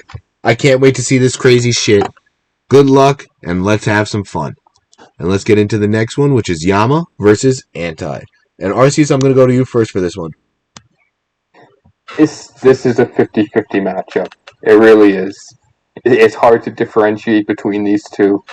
I'm going to give the edge to Yama though. I think Yama has fun with it. He really wants that for that first seed. That first place in the gold division for that second seed. So let's give it to Yama. As much as I want to see my former teammates Landorus and Pheromosa succeed, I want to see Yama in that second seed more. So this is going to be a fun one too. Oh God! And Jax, wait. So Arceus, you got Yama, right? I got Yama. And Jax, who do you got? I'm going with Anti. Ooh. And we just... both of these teams very similar. They match up very similarly. Their records are exactly the same. They both have very fast mons that can do a lot of damage. They both have a redirector, something that slows the other team down. They have a lot of stuff that they both can do on each side of their thing. But Anti's got the Machamp, so I'm going to go with Anti. This is a coin flip for sure. I forgot about the Machamp. I got Yama. I'm going with my gut. That's who I wrote down earlier. I think Yama's going to be able to get the victory and be able to be... Maybe we'll even see Max Berserker again. I don't know. Just because that was so much fun.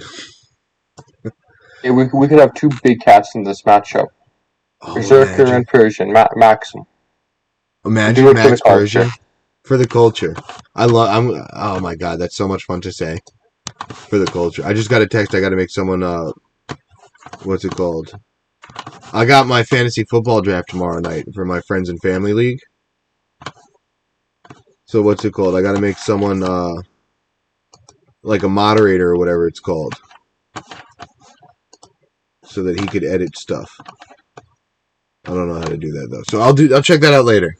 But all right, let's move into the next one. And who did I go to first on this one? RCSU. So I'm going first on this one. I'm picking my boy Tyros. Shout out the coaches interview series we did. That was so much fun. And yeah, I'm going to bring that back in a solo podcast. The Tom Hayden show coming soon. Not soon. Give me like 2 weeks to figure out. I got to YouTube everything. I got to YouTube how to upload the podcasts to wherever I want to upload the podcast to. Probably SoundCloud. Probably if I could get it on iTunes and Spotify, great. If I can't, that sucks. So I got to try to figure that stuff out. But the Tom Hayden show with Tom Hayden, and I'm excited to bring that out. I want to interview everyone I can. I want to interview everyone from this league, everyone I talk to from High Roller League, anyone I talk to in this Pokemon community. Just, yeah, exactly. Try to get everyone on. And that's what I want to try to do with that show. Because it's so cool talking to everyone. I really have a blast talking to you guys. So the more I could talk to people, the more I want to. So, perfect. I'm going to make 2 people league moderators. Oh, that's a good team name. He changed his team name to Toss My Sala. Fruity, you can interview me too? Yeah, so I want to. Again, give me 2 weeks because I want to do the proper research and see if I can get that on iTunes or Spotify. If I can get it on iTunes or Spotify, that's going to be most professional. If I can't, I can't. So then we'll just do SoundCloud because I know I can get it there.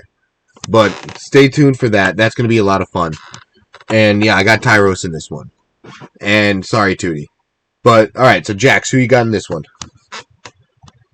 I'm going to go with Tootie. Alright.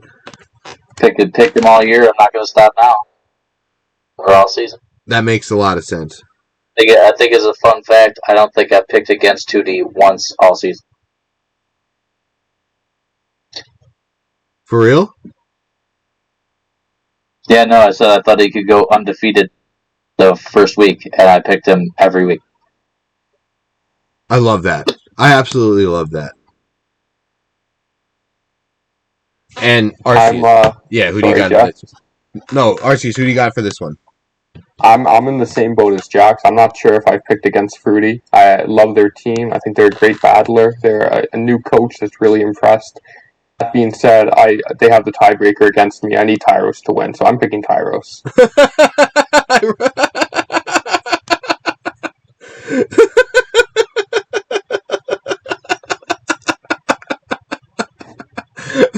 Yeah, I wrote down Tootie. After you started talking, I wrote down. I just crossed it out and wrote Tyros. Can't do. I need Tyros has come out like a bat out of hell this season, peaking at just the right time, and I don't think they're going to let their position come down to chance. No, I don't I'm picking either. Tyros in this one. I think Tyros is coming out punching. I think he's going to come out like a bat out of hell, like you said. And all right, on to the next game. We got Proto versus Alpaca. And Jax, who you got in this one? I'm gonna go with Proto. Ooh, I like that pick. I've picked Alpaca like 4 weeks now, and 4 weeks he has lost. And I can't do it anymore. I'm beat. Shot, guys. Shot. And I like hot wings, by the way. Shout out Hot Wings, too. And Arceus, who you got in this one? I gotta stick with Alpaca.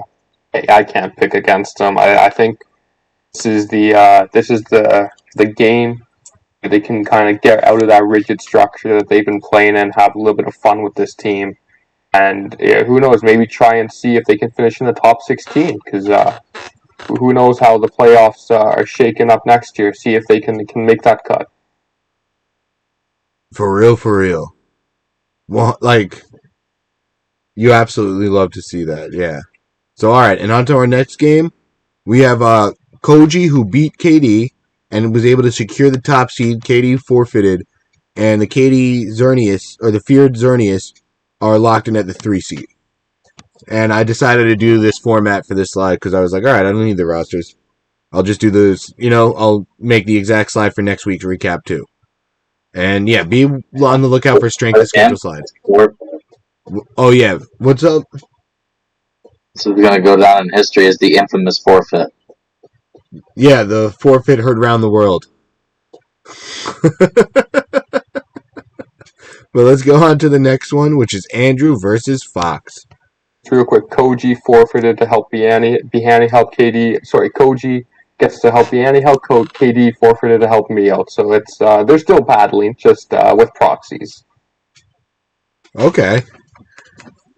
You love to see it. And all right, so I don't forget who I went to last. So I'm just gonna say I got Andrew in this one. I think Andrew's gonna beat Fox and be 5-4 and secure himself as one of the top teams. And Arceus, who do you got in this one? A general rule of thumb: I don't pick against Fox unless I'm playing Andrew's practically locked into playoffs. This isn't a must-win for them, so I'm sticking with Fox. And Jax, who do you got in this one?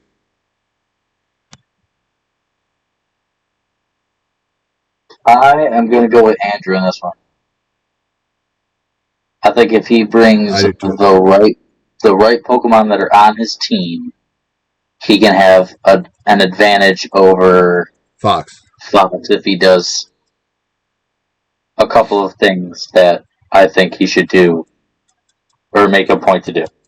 So I think he's got a definite way to win, and I hope he executes it. So I'm excited to see that. You should reach out to Andrew, or Andrew, reach out to Jax. And yeah, I'm picking Andrew in this one. Jax is picking Andrew, and Arceus is picking Fox. So I'm excited to see what happens in this one. And wow, my throat feels a lot better. And now we're into my match. And Jax, I'll let you go first in this one. Who do you have in this one?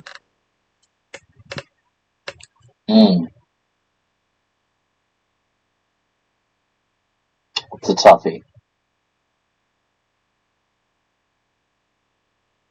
It's a tough. I'm going to go with you, and I hope that you can bring some interesting sets to this match to help you win. I already sent you my Pokepaste. So, I don't know if you... Yeah. So, I don't know if what I'm bringing is interesting or what, but I'm excited to bring it. So that's all I'm going to say on that one. I'm picking myself too. And Arceus, who you got in this one? I think Pato's looking to beat up on somebody. They're really upset after their loss versus me, and rightfully so. They probably deserve that win. And I'm looking at your team. Colossal has a bad matchup. Gigas has a bad matchup. Latios has a bad matchup. Stakataka has a bad matchup. I'm going with Pato on this one. I'm so excited for this one. There's an Inteleon typo? That's how I always spell it. Inteleon. That's how I always spell it. I always spell it wrong, like Inteleon. Snom, you're a mod. Go change it. Yeah, well, I screenshot it. Yeah, that's how I always spell it. Screenshot. Go change it, Snom. I think whoever changed it to that was making fun of me in my report match stats, because that's how I probably wrote it like 6 times or 7 times already. You know? So I think that was like a shot at me, because that's how I always spell it. Alright, let's get into the next one. And we got Weeese versus Pops. And I think this is going to be a crazy match. Absolutely insane. Thank you, Andrew. And Arceus, who you got in this one? I mean, I don't pick against Pops, but Pops in the chat said Weeese isn't losing. So I don't know if he's just fucking around this week, if he's throwing, but I'm still gonna pick Pops. And Jax, who you got? I'm also going to pick Pops, but I hope that this isn't like a throwaway game and he just is playing it out to go through the motions, because that would be just a pretty bad look. Yeah, you know, like...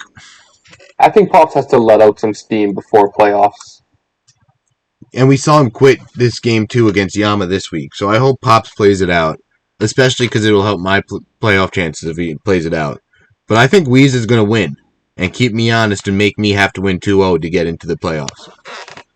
I think it'd be good for Pops to play a little loose, play a little more fun, and get a win that way. You know, enjoy the game for what it is.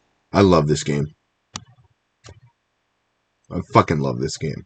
Alright, and let's move on to the next one, which is Snom versus Smurf. And Jax, who you got in this one? I'm going to go with Snomsky. Hey. And yeah, the way Snom's been using Tornadus has been scary, man. And Arceus, who do you got in this one? I mean, I've talked to Snom a lot more. I conversed with Snom, prepped with Snom, and I know Snom a lot more, so I just pick Snom. Alright. I mean, Snom's hard to pick because you'll pick him in a matchup he has a favorable look in, and then he'll do some shit like weakness policy ditto. And you're just like, what the fuck are you doing? That being said, I haven't seen Smurf play in a little while, and I have seen Snom play for better or for worse, so I'm going to pick Snom. Oh. I think I'm going Snom too.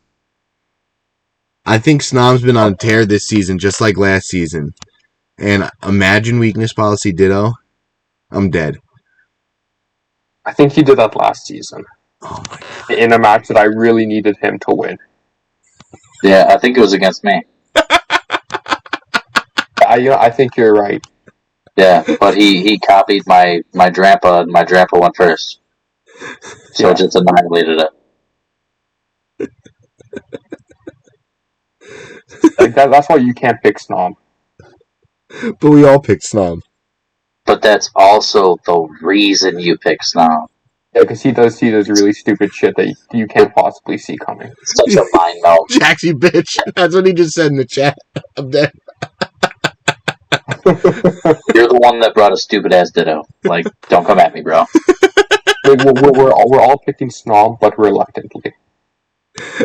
Let's get into Jax, your match, actually, which is cancer. By the way, I swear to God, Snom, if you bring weakness policy ditto this week, I'm calling him on. I'm doing it. Alright. So 17 forfeited to Jax, and Jax, this ruined your playoff standings, right? Because he also forfeited to Smurf. So you needed him to beat Smurf to potentially get into the playoffs, I believe, correct? Yes, him forfeiting against everybody. I was going to beat the brakes off of him anyway.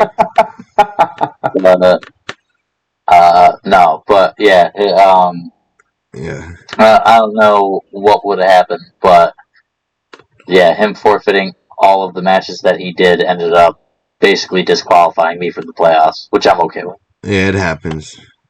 And yeah, let's move on to the next one, which is Jade versus Matt, and which is also our last match of the week. So, Jax, who do you got in this one? I'm gonna go with Matt. Hey, Matt's been on a hot streak, man. Yep, and I hope he can get the right things to bring, the right tools to use to go up against Jade. I think he has the ability to, and if he does do that, I think he will pick up a close win. Right on. And Arceus, who you got in this one? Yeah, Matt's on a high right now. He's going to help me prep this week. I'll help him out. So give me Matt, but add the caveat that if Jade brings Quillfish, I'm changing my prediction. Unless Quillfish. Alright. That'll make all the difference. So I wrote that in my notes. So if I see Quillfish in the match stats, I'm switching it. Change it immediately. So I'm picking Jade. With or without Quillfish. And I'm going to write that in my notes. With or without Quillfish. And wait, Jax, do you want to adjust your picks based on Quillfish? No. Okay. No change. Wow. You think Matt beats Quillfish? So yeah, do we think Matt beats a Quillfish is a real question. No, but I'm picking Jade. I'm saying no. I'm telling you right now. I'm not preparing with Matt with Quillfish in mind. So. See, I prepare with everything in mind. So the sets that I would use, Quillfish with Matt. This is really funny, but yeah. So Matt's getting swept by Quillfish. Yeah, that's what the prediction is. Quillfish Pokemon of the week. That's my prediction. And on that note, good luck to all our competitors. Follow at CPDL12 on Twitter. And let me show you guys my stream schedule. So Wednesday I'm going live with a fantasy football stream. And then we're doing a Super Mario stream, and I got my Mario hat. So I'm excited. I'm playing Super Mario Sunshine after the fantasy football draft. And then Tommy T Day, any day that starts with T, Tom Hayden's going to stream. We're streaming 8:30 p.m. We're going to do some ranked ladder, try to get to Master Ball. I'm probably going to look up a rental code and then play some Super Mario Sunshine. Friday, I'm not streaming on Twitch, but we got a YouTube video coming out of the Week 8 match versus Koji. Saturday, the Week 9 match live on here. Last regular season match for me, playoff game for me versus Pato. And then Sunday, I'm going to post this video, this recap show to YouTube. All time zones are in Eastern. And thank you guys all for coming. We've had like 14 people consistently here for like 2 hours now. Jax, thank you as always for coming on. And Arceus, thank you so much for coming on as well. And like, I can't say how much I appreciate you guys. And wait, so Jax, do you have any last words for the viewers? Oh man, just good luck to all the competitors. A really huge week for playoffs. I hope everybody can do what they need to and gets the breaks that they need to. And it just falls down to how the wins and losses may go as to who gets in. I can't wait to see who made it and talk about it next week. And yeah, Arceus, you got any last words? I can't thank you enough for coming on with the math this week. And if you could help me make a strength of schedule one, I'd appreciate that a lot. If you can, I'll figure it out on my own. But yeah, last words? First of all, thank you, Tom. I love coming on the stream. Love helping out when I can. Anytime. I don't know the parameters to do a strength of schedule. I think I did one last season. I think Jolt might have done a better one, but the methodology was a little suspect. But okay. We'll see. I'll see what I can do. But yeah, best of luck to everyone playing. Let's hope for some good matches this week, regardless of your playoff standing. But I think most of the matches do have some implication. Yeah. Best of luck to everyone. And what's it called? Yeah, I was just gonna add up everyone's opposing team's record. So like, you know, you played the people that went like how I did it in my last 4 weeks. They went 24-9. So what was Weese's record? Whatever Weeze's record was, whatever Jade, Andrew, Smurf, whatever their records end up being, added up together. That's how I was going to do a strength of schedule. And Andrew just said, Tom, want to play Unite? That's what I was going to get into next. So if you guys are down to play Unite, I'll hop on that for a bit. But I'm going to end the recording here for the recap show, and thank you everyone for coming.